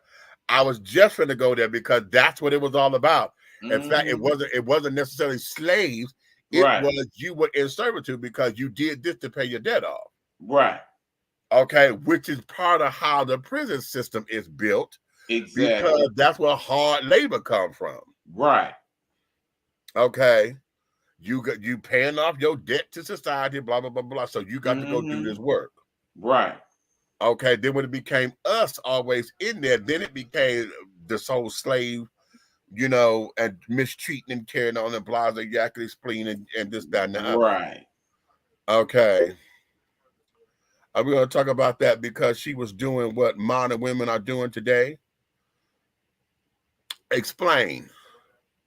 We're not going to talk about that because she's doing what modern women are doing today. Talk about what? Give me that. Oh, you talk about y'all getting beat? Okay, explain yourself, little boy. Explain yourself. Because what? Because what? Because see, I'm okay. You want to go there? Let's go there. Sophia, in this particular rendition of it, well, she was always a strong, real woman. As I said, this rendition of it, you know, she was mouthy. Okay, very mouthy and carrying on, but that was part of her spunk. And she wasn't taking no mess from no man and carrying on because of what she'd up into. We know a lot of women like that today. They stand up to men, you know, and carried on. But we see they broke her down after she came out of jail. Okay. She got broke down. Look at who done came up in here. Look at who done came up in here. Hold up, wait a minute. I miss her so much. Hey, Please. What's up? What did y'all eat? No, you got all kinds of ice and cheesesteak and ice cream. Don't judge me, judge your mama. That's okay, right. Hey. We just getting in the house from work. Okay. So y'all know the first thing I do when I come in the house is turn YouTube on because I feel like that's the hood news. Okay. So of course y'all know what's the first thing I see. I said, "Oh shit, we up. We ain't that tired. Let me put my wig back on." I had took it off. I had took it off, but I put it back on because I miss y'all so much. Oh my God. I miss y'all so much. Y'all don't even understand. Like, no, trust me, we do. Like I said, I mentioned you right when the show opened. I miss you. Oh, thank you. I miss everybody. So I see y'all in here talking about what y'all done got to so far. Break it down. We done talked about we spent the whole hour and a half on Cat Williams. He done set the damn internet on fire. They was talking about it all day at work. Okay. I told folks that what he do. I say he aired the whole damn comedy people out. Everybody. Okay. We talked about them. We done talked about all the receipts. Okay. Didn't he? We are now on Boosie and his bullshit. And his take brand the kids bullshit. out the damn thing. Yeah. And we here with the whole color purple thing. We own him about the children set up and bought. They done found the old thing of Minister Farrakhan when he went off on the original movie back in '85 about how it does nothing for black men and da. But you gotta understand, it was telling one story. I'm getting so sick and tired of people taking one situation and making it seem like that's the paintbrush to brush everything. To brush everything. And yeah. Are you gonna tell me there are no people out here that act like Mister? Right. I I haven't seen the movie yet, but I was upset when somebody told me Mr. apologized in the new one. I don't want to see that. I don't know nothing. I don't want to see that because I know your ignorant, ugly ass ain't apologized for shit. And Okay. mean, surly men like that don't. Well, you know what? Here's the thing. I haven't read the book. I have, but in a long time. Right. I never read the book. So I don't know what's all in the book that they took out. All I know is that this being based on the Broadway musical, that they did add some things, they flushed some stories out and carrying on. And when I'm telling you, when you go see it, when you see it, it is everything. The music is placed well. And that's a lot of people too, Mish. What I've heard, some of the senses is people didn't know it was going to be like a musical. But I was like, I don't know how the hell you didn't know that because they said a music adaptation. Right. So you just heard what the hell you wanted to hear. Okay. Right. So you know, for us, that's everything for us. Right. To be on screen like that and have the music. I know they talked about how, you know, in '85 they couldn't let, you know, that was '85, honey. They couldn't let Suge be full out lesbian. Listen, and they didn't do it like that here. It was very tasteful, very tasteful. Right. We ain't got no whole lapping and loving and carrying on. No animalistic sex going. None of that. We don't have all that here. We just got we got the kissing scene that we know, and then and this one, they got them waking up in bed together. Okay. I just really feel like they go too far. It's like we are now in 2024, right? This is part of everyday damn life. Yeah. Okay. It used to be in the shadows, but so did everything that they said about us that was illegal. Running away was illegal. Right. You know, anything we couldn't be in the same places with them. We couldn't do the same shit with them. Whatever. Why are you trying? If it don't affect you, why do you care so much? Exactly. And that's where my problem with Boosie lies. My problem with Boosie lies. You go so hard about this. Why? It doesn't affect you. Well, somebody else's preference has no effect on you. You mad because your damn daughter gay. Right. And instead of loving her and trying to understand, you just want to keep on and keep on and keep on. So now you take your kids out of a movie because you don't feel like they should be seeing that. And okay, how old were the kids? Okay. Because y'all know what, Misha, everybody know I'm the prude of all prudes. So I don't like nobody's damn sex scene. Girl on girl, guy on guy, guy and girl. I don't give a shit. I don't want to watch it. Right. Because that's just me. Especially not in front of kids. Right. And I definitely, like, even with my kids are grown, but I don't want to watch a movie that got crazy sex scenes in it either and be sitting next to my kids watching it. I'm going to be uncomfortable. Okay. Okay. Wait a minute. He said, so, but if your kids are young, go ahead. He said, hear me out. She was acting up the whole time. The whole time he didn't have any money, but as soon as he got on, she shut the fuck up. Let's back that up. Hold up. I'm going to unpack that. Let's unpack that. Yeah, let's unpack that. Okay. Because here's where this was. Again, this was a coming of age story for Harpo as well. Because it wasn't so much of the fact that as soon as he got some money, because remember, she loved him without that motherfucking money. Okay. Period. She didn't want to sit down there and have no man try to boss her. And beat her ass. And beat her ass and carrying on. It wasn't about she cut up the whole time. He did not know how to be a leader. Let's go there.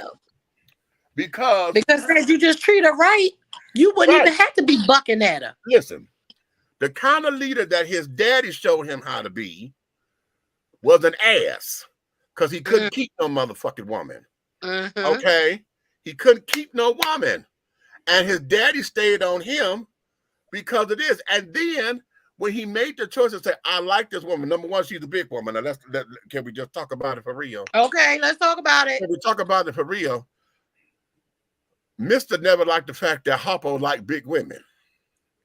Because he couldn't fuck them. Exactly. Okay. And at the end of the day, it's one of those things again. Boom. What do they have to do with you? What they got to do with you? So now Harpo going through wanting to be like his daddy, trying to please his daddy, realized that he ain't his daddy. Okay. Now, in the first movie, okay, in the original, when he was at the juke joint getting drunk, and Sophia say, Harpo, go to take him on home now. See him on home. He'll be all right. No, he'll be fine. He's gonna be all right, right? He'll be all right. That was that in the original. That was him standing up for himself. But he's a grown ass man. Right. You my issue. I got my bar to contend to. He got to go home. Okay, because I can't hold his hand. In this one, the stand up to my daddy came when he was building the juke joint. Oh, okay. So it came a little early. It came early. It came early. Okay, because he set up, and you know they own the land and carried on. He's like, "What the hell are you doing down here?" He's and you know they had the little time. He said, "Look, that's my woman, and I'm building her a house." Hey. Okay, and he stood to his daddy. And Mr. was like, he said, I ain't gonna give you that. He's I didn't ask you for nothing. And Mr. looked at him and turned around and he walked out. Okay, what you say? She was fluffy. You so damn dumb. Yeah, I like fluffy too. I'm fluffy. So that was the start of him standing up to his daddy. Okay. And then he still, though he stood up to him, now he's trying to get control of his house. This is how he came to, what am I going to do with her? You know? And then Sophia, like, you know, that's what we see, beat her. You know? And that's so crazy how that was, because that's what we were taught. We were taught. You want to get them together, you got to beat them. That's that slave thing. Remember, they wasn't too far out of slavery. Exactly. And so now you talking about a woman. What's the line? All my life I had to fight. All my life I had to fight. Okay, so that's all I know. Okay, my brother, my uncles, my daddy, a girl child ain't safe in a family of millions. Okay. And you know what that was a reference to. You know what that was. She was being raped and had to fight him above her. You had to fight him. Okay. And one thing you ain't going to do, I know once I got out that damn house. I'm not going to, and I never, that was her line. I never thought I had to fight in my own house. You know what I'm saying? That was the resilience of all of that. So her attitude was there. So everybody who's sitting up there saying, what you say? What? Yes, you are, Auntie. I'm trying to find the auntie, something, you know, somebody's daddy. So a lot of what Sophia was and carrying on, she was now when we talking about a strong black woman, okay, Harpo wasn't the type of man to necessarily control her. And when he learned he couldn't control her, that's when she calmed down. Right. Because it wasn't about controlling her, it was letting her be. Letting her be who she is. Let her run the house. Let her do what she needs to do.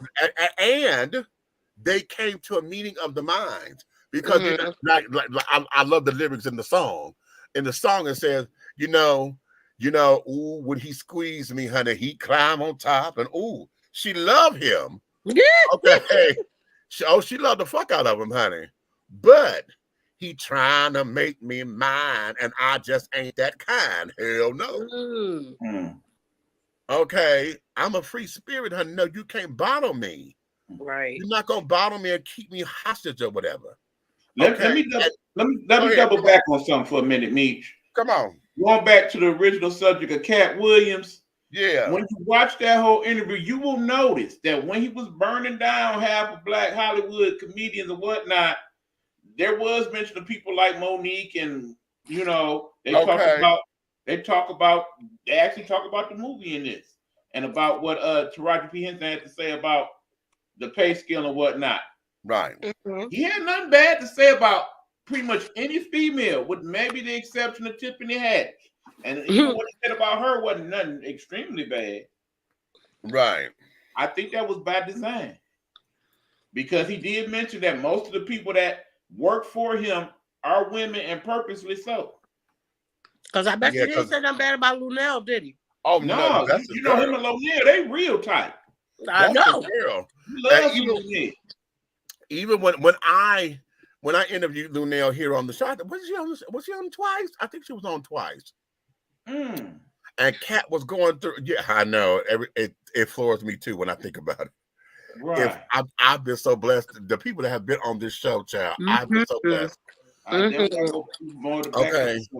But I asked her, and I did it, you know, right when Kat was going through a lot of his legal shit and carrying on, and you know, we were trying to understand what was happening, and most of us thought he was on drugs and shit at the time, and this, that, and the other, not knowing that or accepting the fact that he was grieving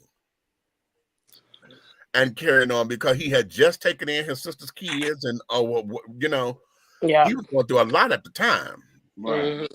You know, and so you know, a lot of acting out and shit that he was doing, honey, I think it was him grieving, and that would be one of the questions that I asked him if I were to ever land that interview. Okay, and God help me, I'm gonna get that one because I need that one. That's the interview everybody gonna try to get now. Oh, I'm sure now, but Kat has always been in my range to want to get to. I'm just glad I'm able to hear him in this one. I've heard him before, and I like his mind because he's a very intelligent man. You know, his brand of intelligence is, I'm going to say, most of us are probably shocked at his brand of intelligence the way we were shocked at Lil Wayne. And both of them are mentioned, right, by the way. Okay. So yeah, hey, what's up? What's up? Look who the new year done bought everybody, honey. Hey. For real. Okay. Y'all just don't even know. I think a lot of people are mesmerized by his level of intelligence. But I would love to get that interview to sit down, because there's a couple of areas that I want to go into that's real life, as far as him becoming a father, accepting that he's a father, you know, how he deals with the LGBT community, because I know he said with Shannon, you know, with Wanda Smith, you know, coming for him. Oh yeah, that beef. Child. Woo! Oh yeah, he went there. And how when she, you know, was trying to call him, you know, girl, whatever language he was using to try to call him one of the Rainbow Children, he said they ended up backfiring on her. Right. Because that community don't like for you to say that, you know, use that term derogatorily. Right. You know, because hell, if he said, I'm not a part of that community, that has nothing to do with me, but I have no beef with them. You know, but now you sit up here using that as a derogatory term, you know, shit. Hey, they're gonna come after you too. Right. I wasn't shocked about Lil Wayne. Okay. Right. And then again, another part of the interview, he talked about how he really could have went in on her, but cut her some slack because she was female, as opposed to if it was one of his. And you heard that, you know, if you go back and listen to that, honey, there were several times he caught himself because he told her, "Okay, this ain't what you want." Right. Okay. Right. And if I'm warning you, and you keep going, and you keep and man, when he got to talk about how she cooked the broccoli, baby, listen, that was a delightful treat. Oh, that was a delightful treat. But she did that, and she did that on her own. And then on top of it, she came in thinking that she was trying to be an A-list comedian trying to play the dozens. You can't play the dozens with somebody that's you can't do that. Right. You can't do that. You can't do that. And that's just and like instead of her backing up, she kept trying to double down. She kept trying to double down, trying to get that last little. She thought she was gonna fly with him. Right. Listen, and he warned her doing that, and I remember that interview. I'm playing it back in my head now, and it's like, y'all know how I always say, I don't, under no circumstances should I think a man put his hands on a woman. Right. But a reflex will fuck you up. Stop thinking you a man. Because when you hit them and that reflex fuck you up and you get boyoinged in your damn head, now it's like, oh, I don't believe you did that. It was the same thing. Right. You coming at somebody who does this so well, his reflex is gonna fuck you up. I think you got what you got. The great Demetrius Taylor said it best. When you come with your bag, I'm gonna come with a bigger bag. Period. And you ain't even gonna know what's inside my bag to begin with. Okay, don't do it. Okay. Like, don't do it. Don't do it. Oh no, I just thought about something, Meech. Club Shay Shay's version of Said What I Said Sunday. Oh, yeah. And it's Nighthawk. Cole just said, is that Nighthawk? I said, yes, it is. Okay. Cole didn't see Buck up there. She said, is that Nighthawk? Okay. So, yes, Hattie. That is, it's everything. And I'm hoping that what we're seeing now will evoke some kind of healing. And then folks just need to be truthful about it. See, I told this to somebody the other day. If it's my story and I'm telling my story, I just happen to mention you because you was there. Don't get mad at me talking about I'm telling your business, because motherfucker, it's my story. It's my story. We literally just had this discussion in my break room. They were going over, and one of the guys was saying, you know, he's telling his story. I said, exactly, and I believe him. Yeah. Yeah. And I believe him. Because you got to think about when you don't play that Hollywood game, whether it's regular Hollywood or Black Hollywood, when you don't play that Hollywood game, you don't get the shit that the people that play the game get. Right? So when Kat can tell you all the shit, I didn't get this because I wasn't going to do this. Right. Okay? And now you mad. Girl, you got to go back and watch the shop. You're going to have to watch the interview, child. The link is earlier in this broadcast. Look at it.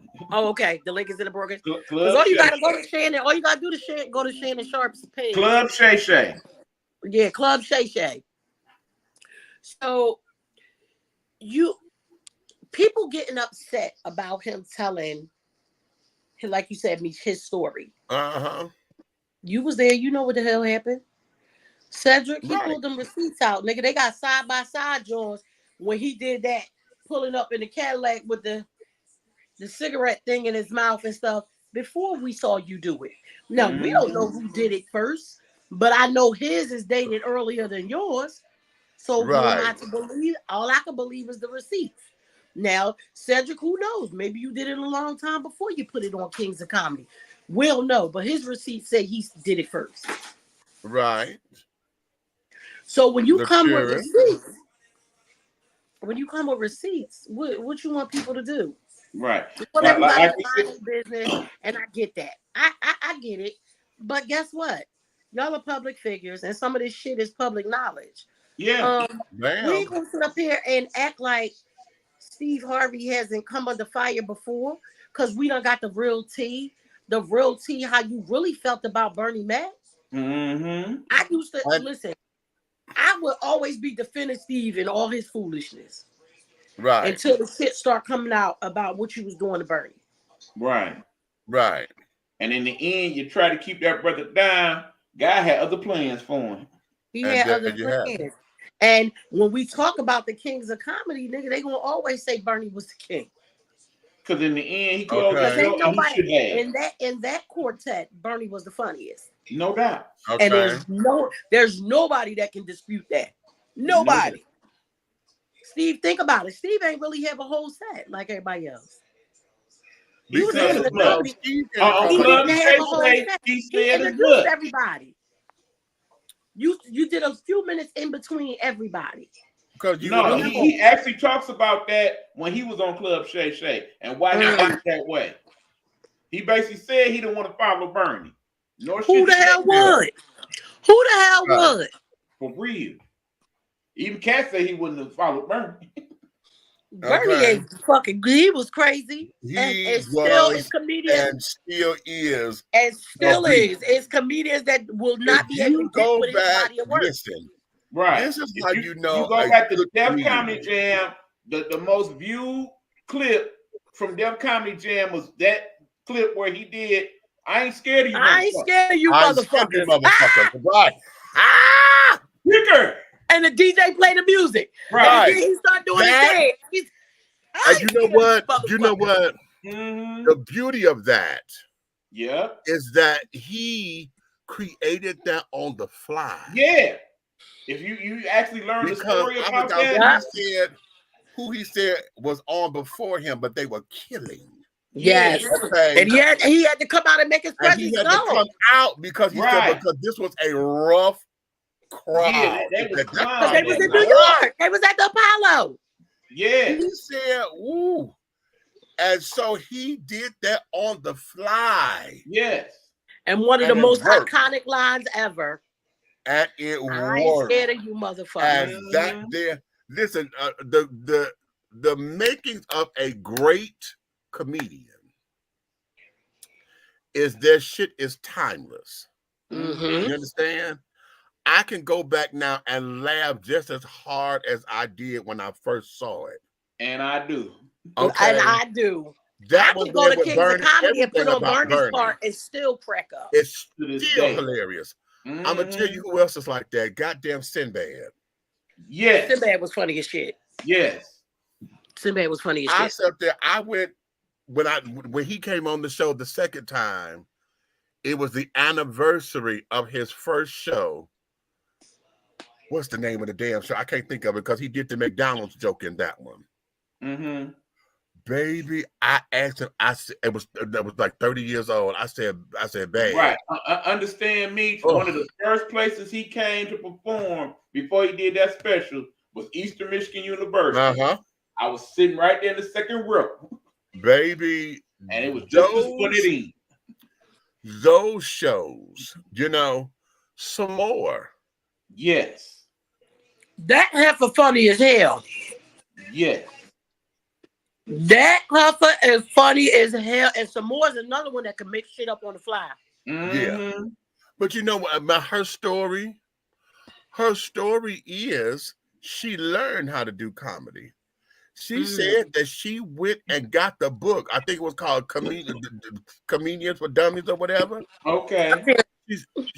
She said I learned how to write jokes by reading that book.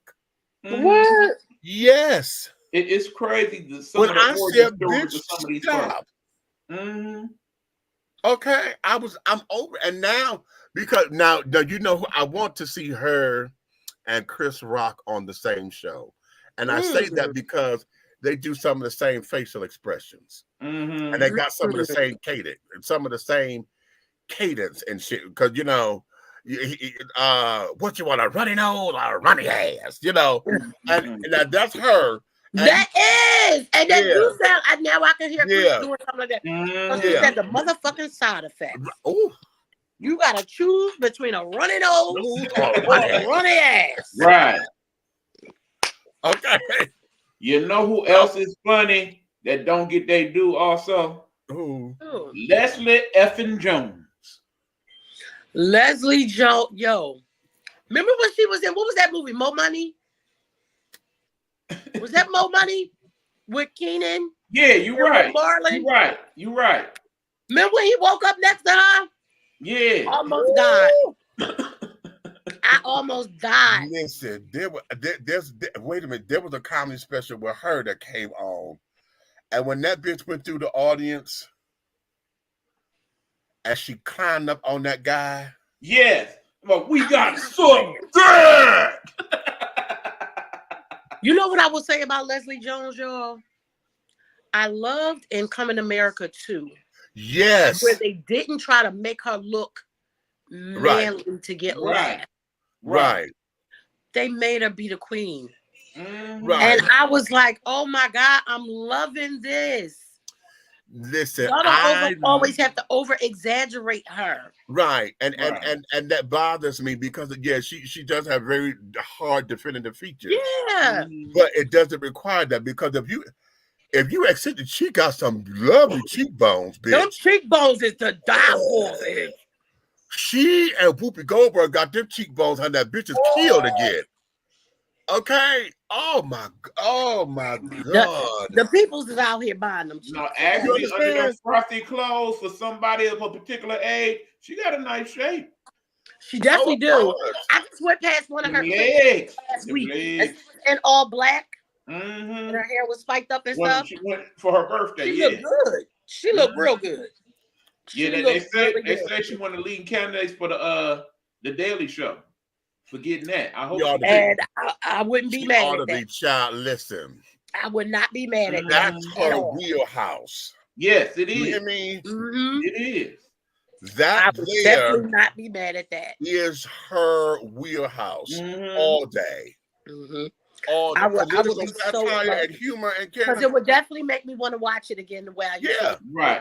Because you know who I would love for her to have a conversation with at some point? Her and your people's Flaming Row. That'll be a hell of a now that would be good. That it would. That would be good. They need to be on the same show. Yes. They definitely do. Absolutely. That would be, and then they both Leslie taller, because when put a pair of pumps on Flame Money, she'd be up there. Okay. Oh Lord, honey, yes. So Meech, I have to say something. I don't know if you guys saw the video I posted last night of Cole. So Cole got her first token. Her. But let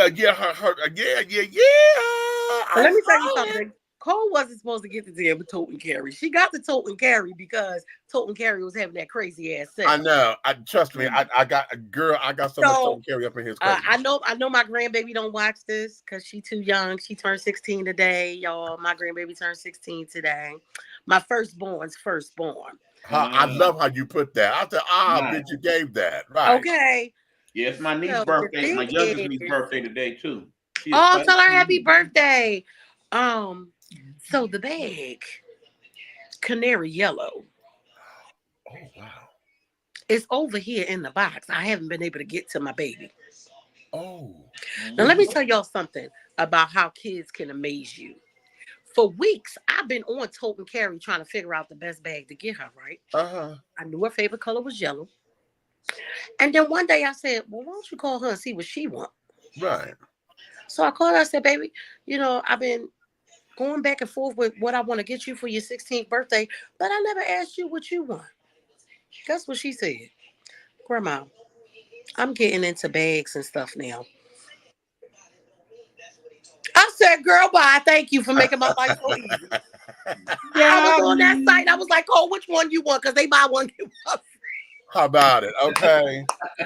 So Cole got the same one as me, but I thought she had got the darker one. What happened is her flap is darker and the back is darker. I see. That's you see me do the side by side? Now, anybody who saw that video, I want y'all to know I use my bag because purple is my favorite color. Yeah. I use my bag often, but y'all couldn't tell the difference between the one that came yesterday. I mean, mine and the one that came yesterday. Yeah.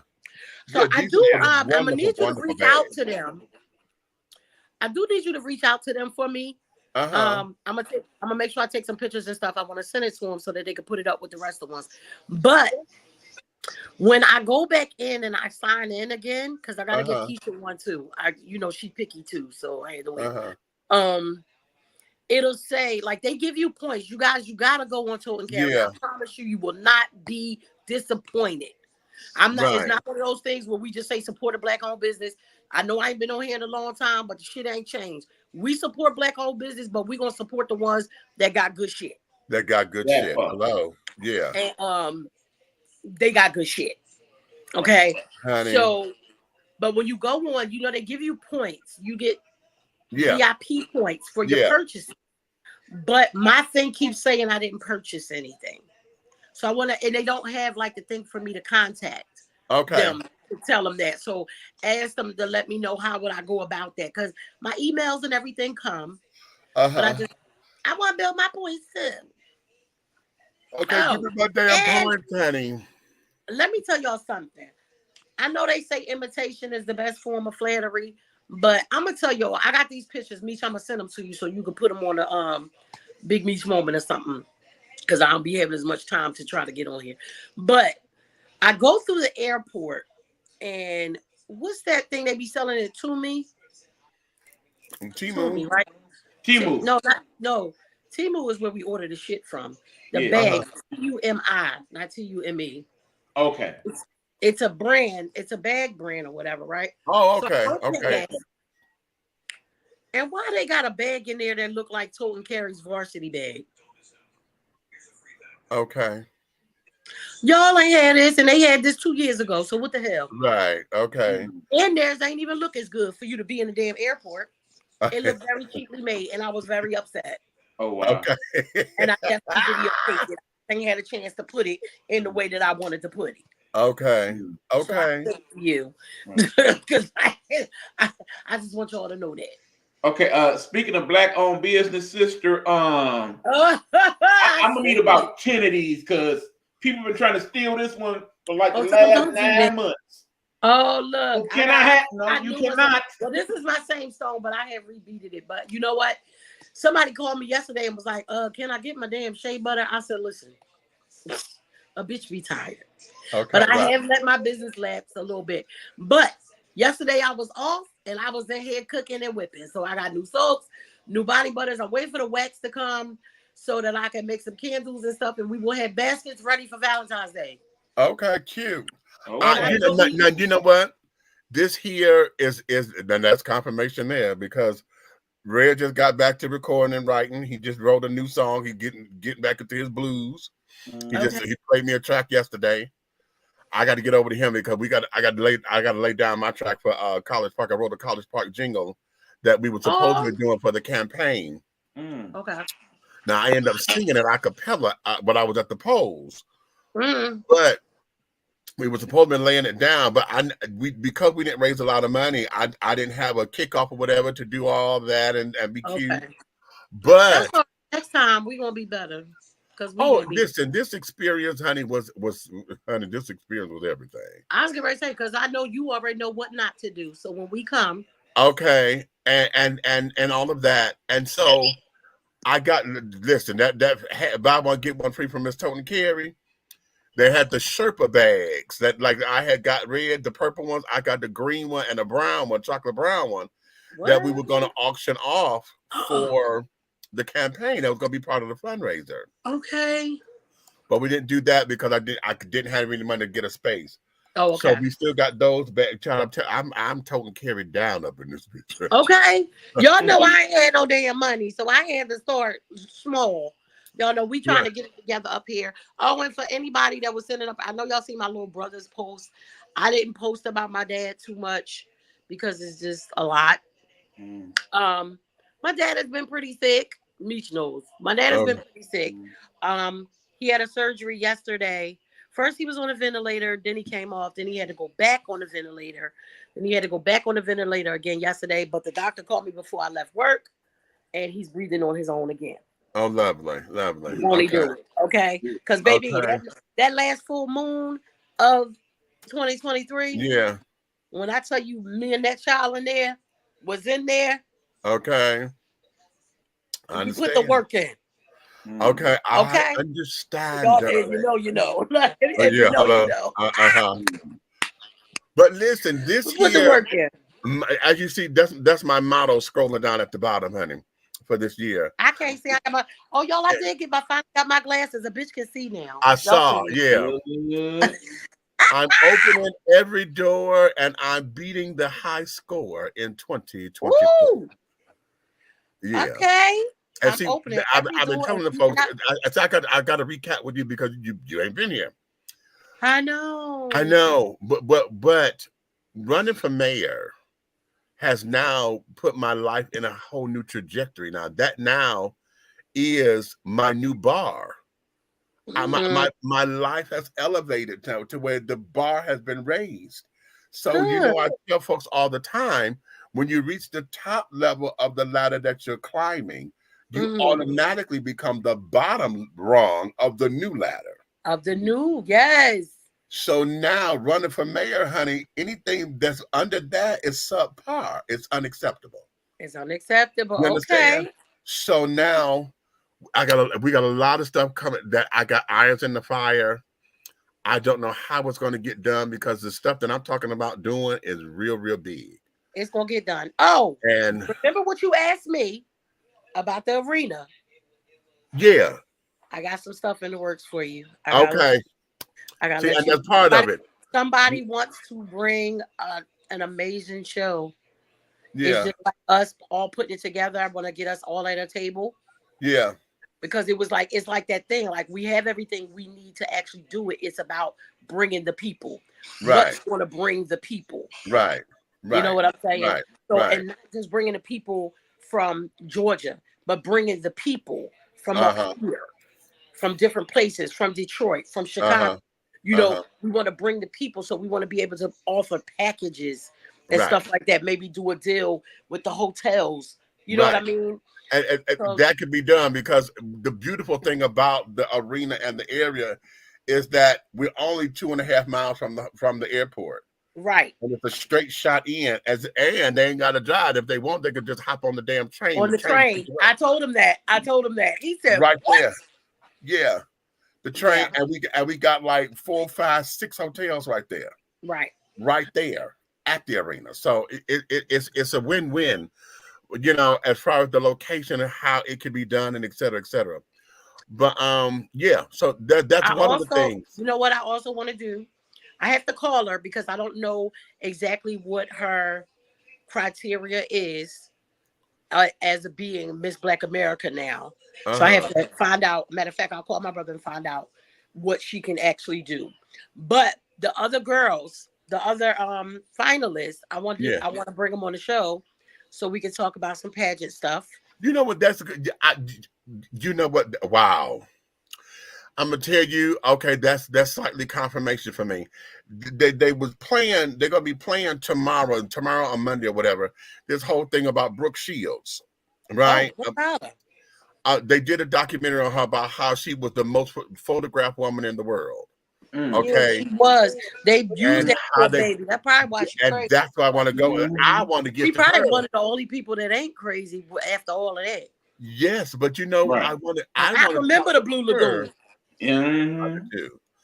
I want to ask her questions about how she feels about these kids being in pageants, because that's how she was groomed. She was groomed like that and stuff.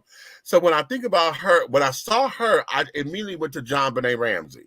I'm like, that baby, honey, was only 5, 6 years old, looking like she was 13, a grown 14, woman, and I feel like, I feel like the ages need to. The criteria should be for the ages. Ages, yes. Not making them grown. No. I'm gonna tell y'all this. What I loved about the first time we went, even though it was a lot, and I got COVID the first time. Right. This time I got a super bad sinus infection. Okay. I don't know if I'm gonna get sick after every pageant, but I will say this. In an interview on the red carpet, somebody asked me, what keeps me coming back? What will keep me coming back? I said, the more and more I learn about this, and I implore everybody that's watching, look up Miss Black America, because this was started in 1968, right across the street from Miss America. This pageant started because Mr. Anderson, I think it was one of the stories was like his daughter wanted to be in the pageant.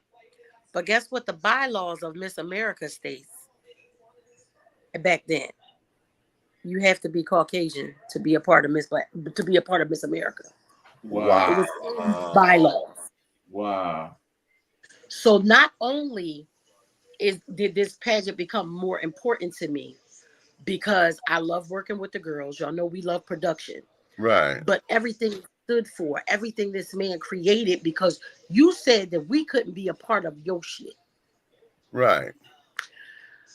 What I love about it, all right, I'm gonna tell y'all this. Last year when we first went, right, the first one, I was like, a pageant, oh my damn God. Because in my mind, pageant is a bunch of catty ass bitches, Right. not liking each other, stabbing each other in the back.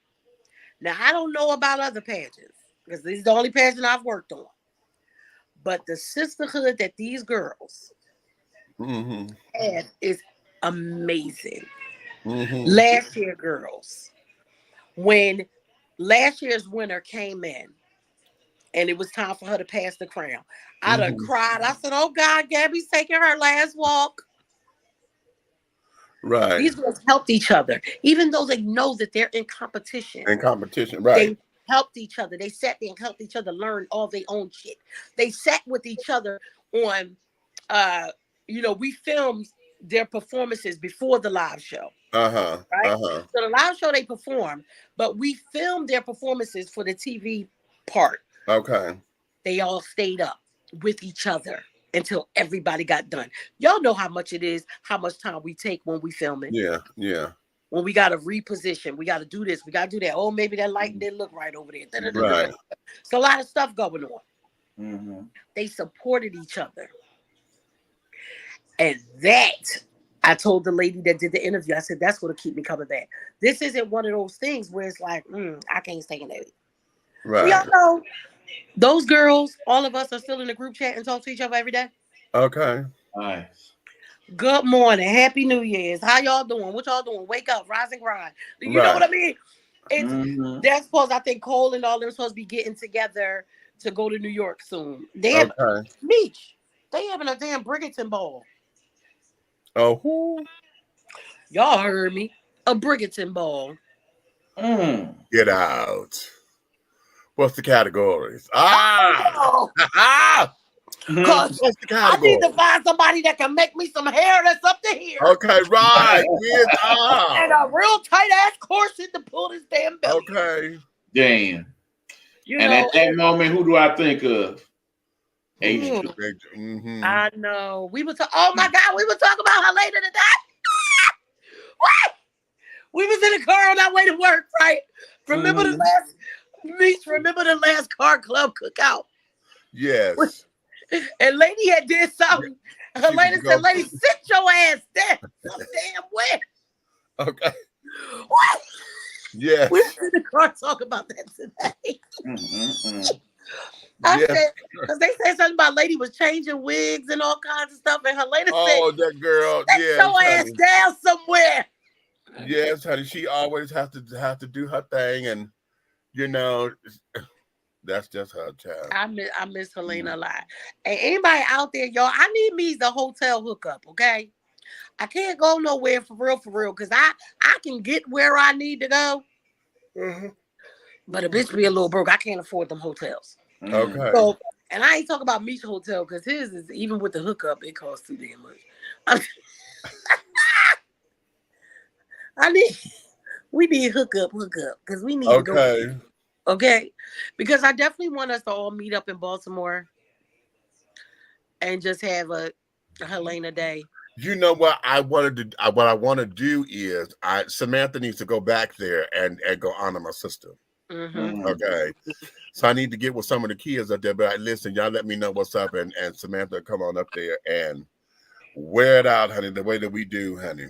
Yeah, the way that we do. Because I feel like, I'm gonna tell y'all, I'm glad we brought Helena up, because I feel like it's one of those things where where a guardian might come into your life just that, like Meech, you had more time with her than we did. Yeah. But for us, it was like an angel came to give us a little light, even with all the shit she was going through. Right. And made such an impact in that small amount of time. Right. That Helena, Derek will never, they're going to always be a part. Right. And I just love that. And they would literally be no Nighthawk Network if not for Helena. I mean, it would, but it wouldn't. You know what I'm saying? I know. I know, because y'all two was two damn fools. I swear to God. Listen. The idea. After Dark episodes. The After Dark episodes. Yeah. Oh my God. Yeah. Those, you know what? We're gonna. Y'all know I had to clutch my pearls. They be so. Listen, we're gonna get back into a little Long Island iced tea, honey. Okay. So adult tea and cat, that's coming. Here's what it is for us, because Helena being who she is and who she was. I know we just had the anniversary of her passing a couple weeks ago. Yeah. That being said, y'all, please check in on me Monday. Okay. 1 year, Pat gone. Oh God, this is your anniversary. God. Oh my God. Okay. This is your anniversary. See, everybody got to get through those first years. You know. Yeah, it was Mommy's birthday. Mommy's birthday was the other day on the 27th, and I just was in here. Like, you know, my other aunts and stuff, my dad's sisters and brothers were asking me shit about my dad. I was like, yo, today is my mom's birthday. Right. Okay. Right. And nobody there for us for that. Right. So y'all going to I'm literally sitting here looking at her room. So, you know. Yeah. And now I got one more first that I got to get over. And I haven't done it, and I've got to do it so that I can get over it. And that there is, I got to come back home because this is going to be my first time coming home, and I'm not going to see my mama. I haven't done that yet. And it's and we don't know. November 5th was 2 years for us. Okay, and see, then Kiara's birthday is coming up on the 16th.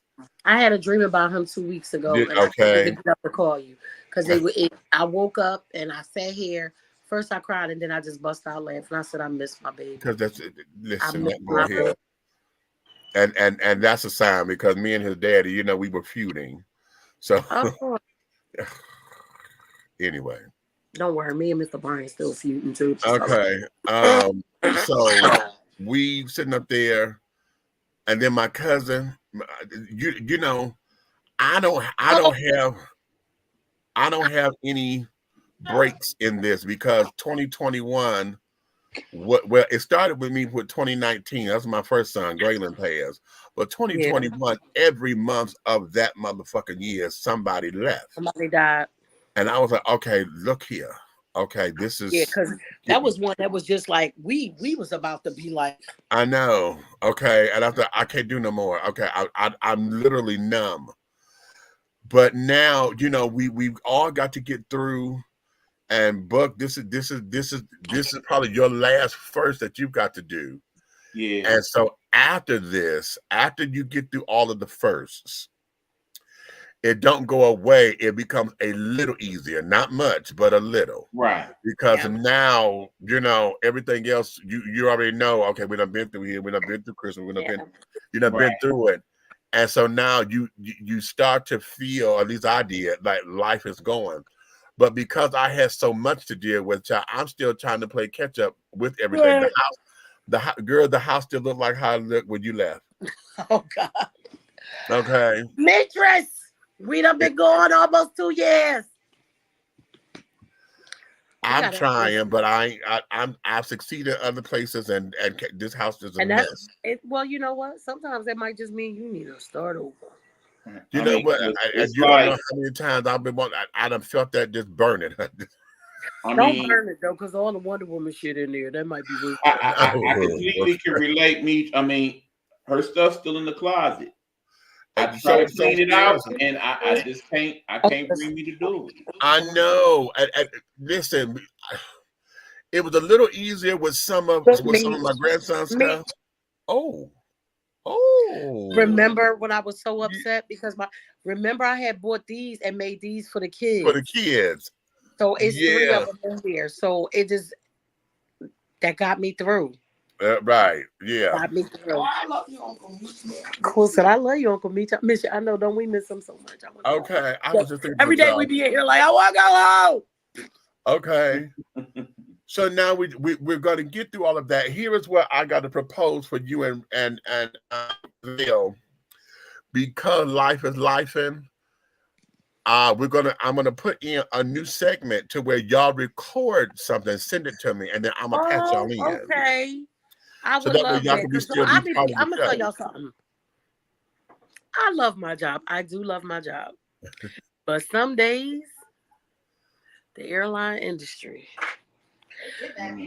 they kidnapped. Cole gonna say they kidnapped her today. So Cole done worked her way from working on the ramp where you throw the bags and stuff on the plane and all that. So did I tell you guys what happened to my son? I told everybody, right? Okay, so for everybody to know, a few months back, my son is working for a different airline and he got caught in a belt loader. So he got like a chunk of his arm missing and only 25% of his arm strength. So Cole was getting anxiety about working on the ramp. So she started working in utilities. And for her airline, utilities is just cleaning the planes when everybody get off. Child, she done worked her way into being the utilities from now on. So today, she go on a plane to clean the plane. They have a terminator. A terminator means that plane is not going out no more today. It's done for them. So she says, Mom, I'm going to just ride the plane. They're going to take it over to the hangar. So I'm going to just ride the plane over to the hangar and clean it over there. And then I'll be back over there where I'm supposed to be. Because she was on our side.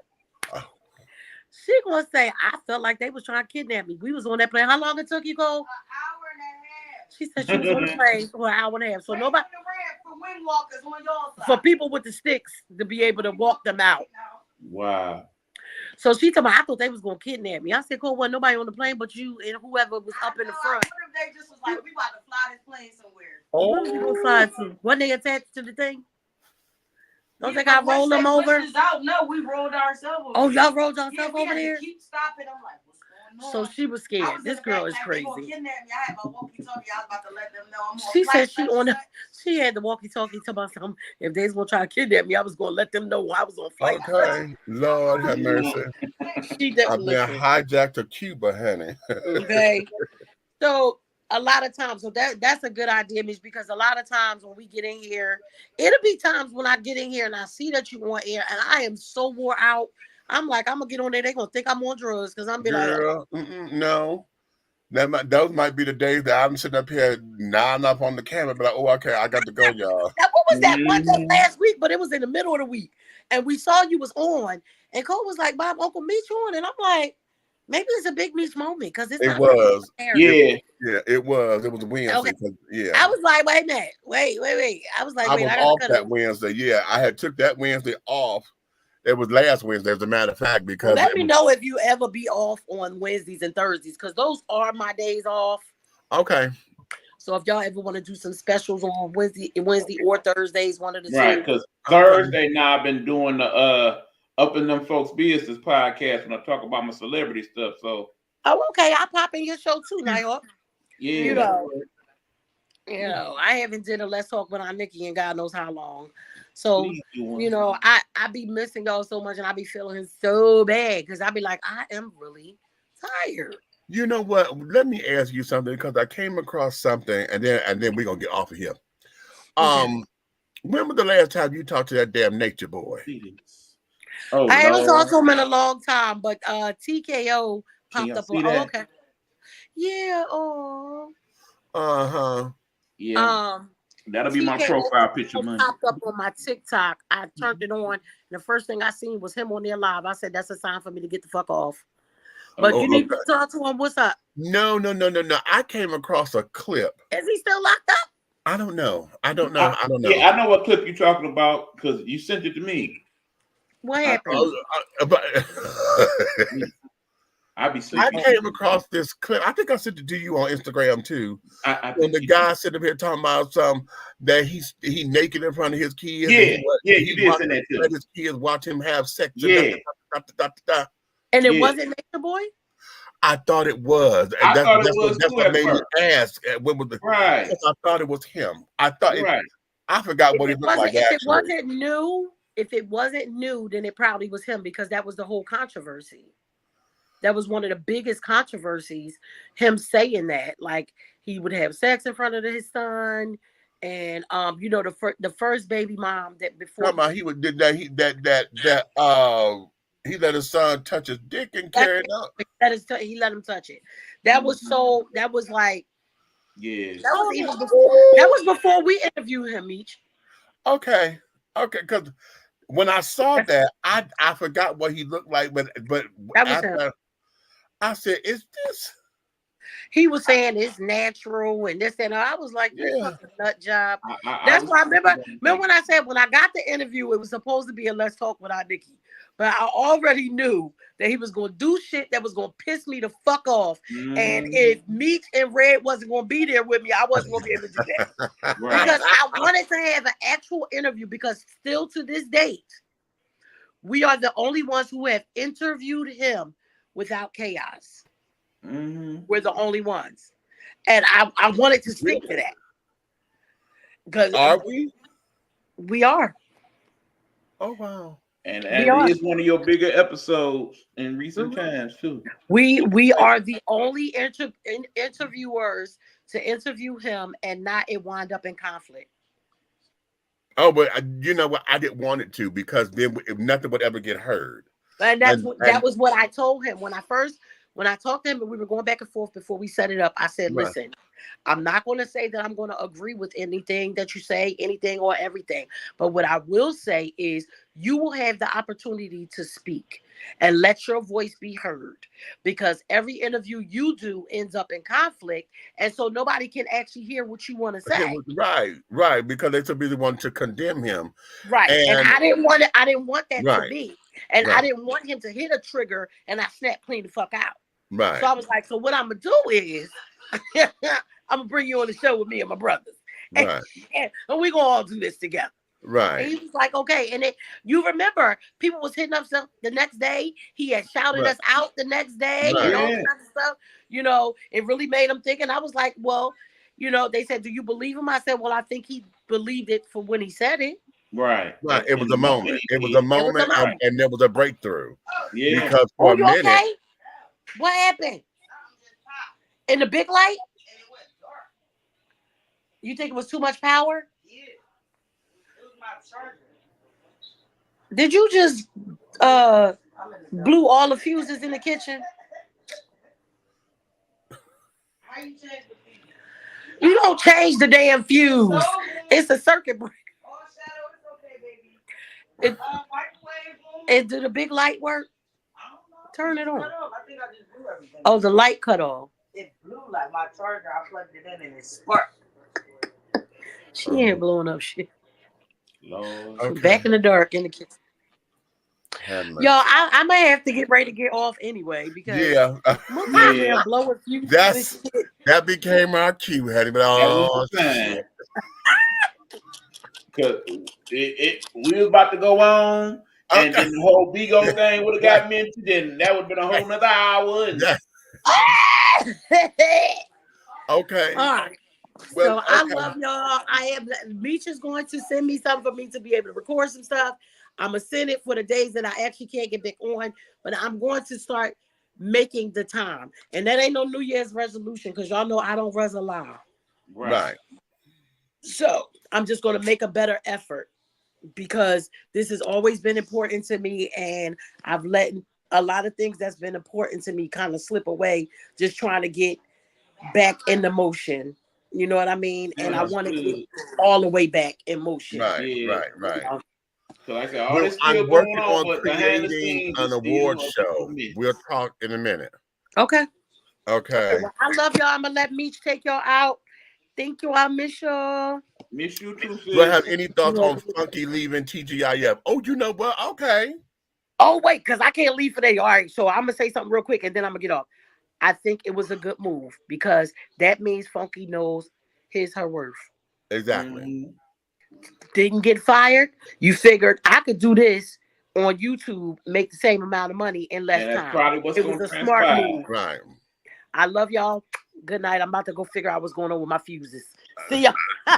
Okay. Back. I'm going to agree with that because when it comes down to these contracts to carry now, I remember Daniva said that, you know, just for a walk around appearance, you know, for her to come to a club or whatever, and they want you to just walk through, that's $2,500. Okay. For an appearance fee, which okay for her celebrity and carrying on, and for the photo ops and this, that, and that. Yeah, that's cute. Leaving TGIF, and I haven't watched it. I don't know who came in as the replacement or whatever. I got to get on to see what's up. I'm just hoping that the synergy is still there, but that there was a clever move, and it wasn't nothing malicious. It's just that, hey, the idea that he had a 6-month contract versus a year contract, okay, spoke to what he already knew what his value is. Okay. Claudia and Al had year contracts. They'll be going through the same thing probably in June for the renegotiations and carrying on. But who knows? They may try to get him to come back if they find bigger sponsors and more money or whatever in that June when it's time for all of them to come together. If the numbers ain't doing right because Funky not there, either they're gonna still do the show or find some way to bring him back.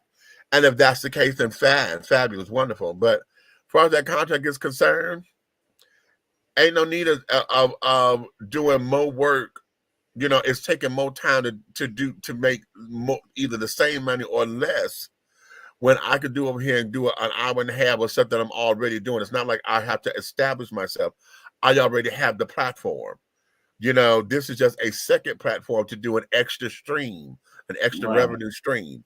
So right now, I think that's good. I'm trying to get Daniva over here. If anybody know Funky Daniva, honey, I've been sending her little shits and things like, Daniva, come on over here. I want to sit down and interview my sister and get into her wheelhouse, honey, and understand a few things about the world of Funky Daniva Rothschild, and et cetera, et cetera. But yeah, that was a good move on her behalf. I want to see where it takes her, because the platform itself, I don't know how it would springboard her.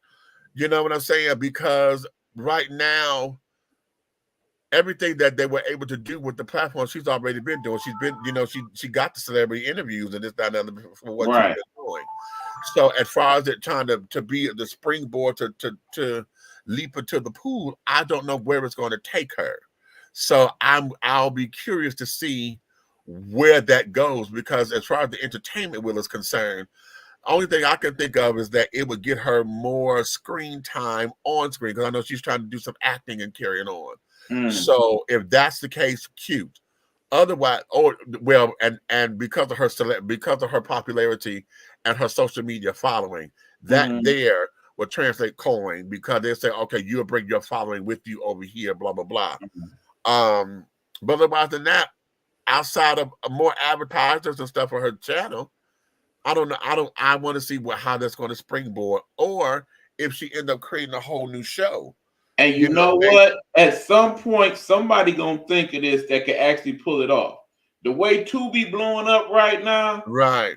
If somebody could create a platform where they could do Tubi live and have a platform on that, right. Tubi is the place for everything independent.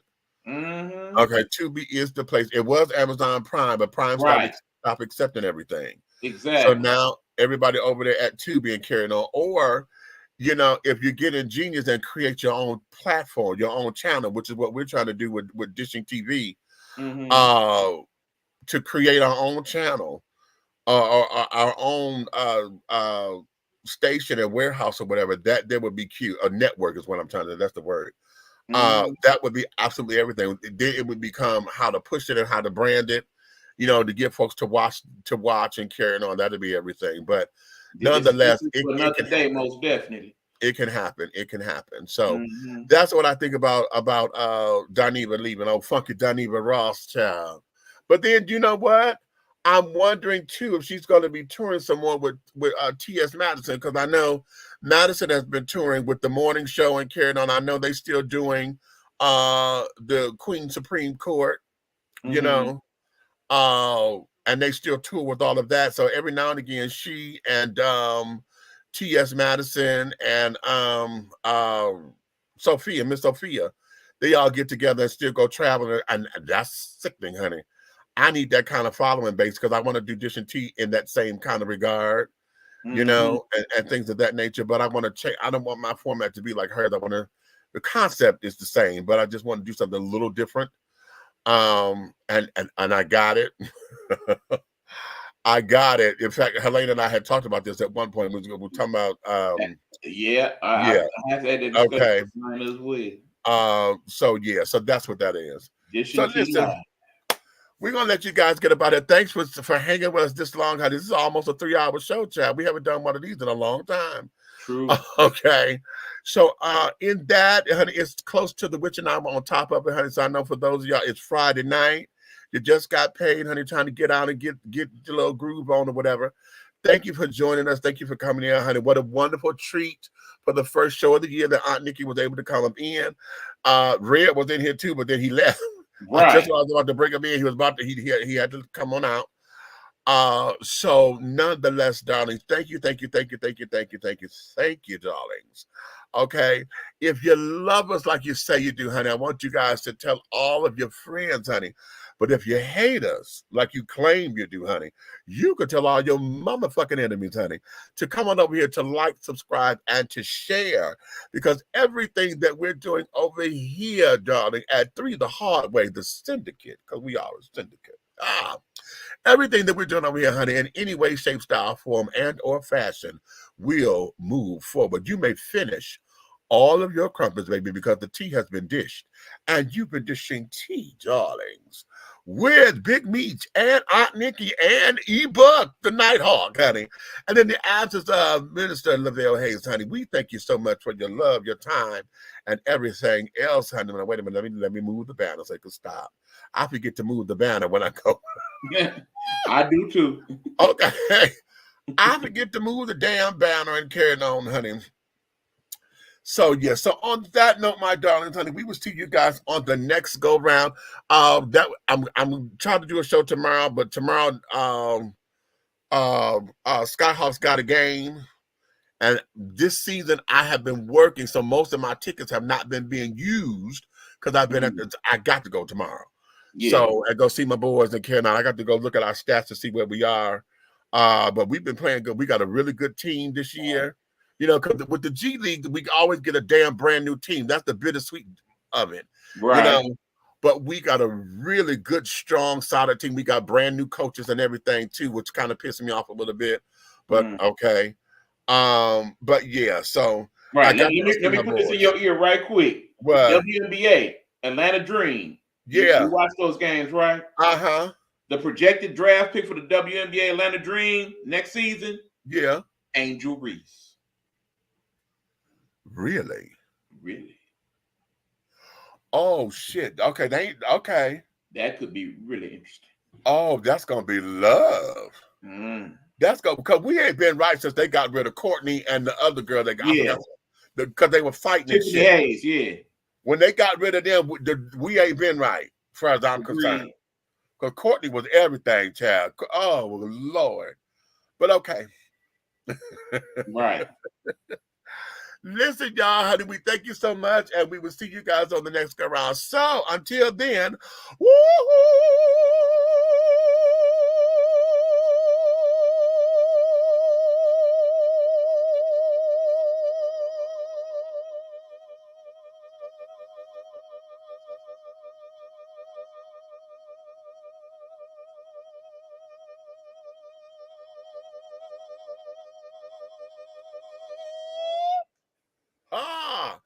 and scene, honey.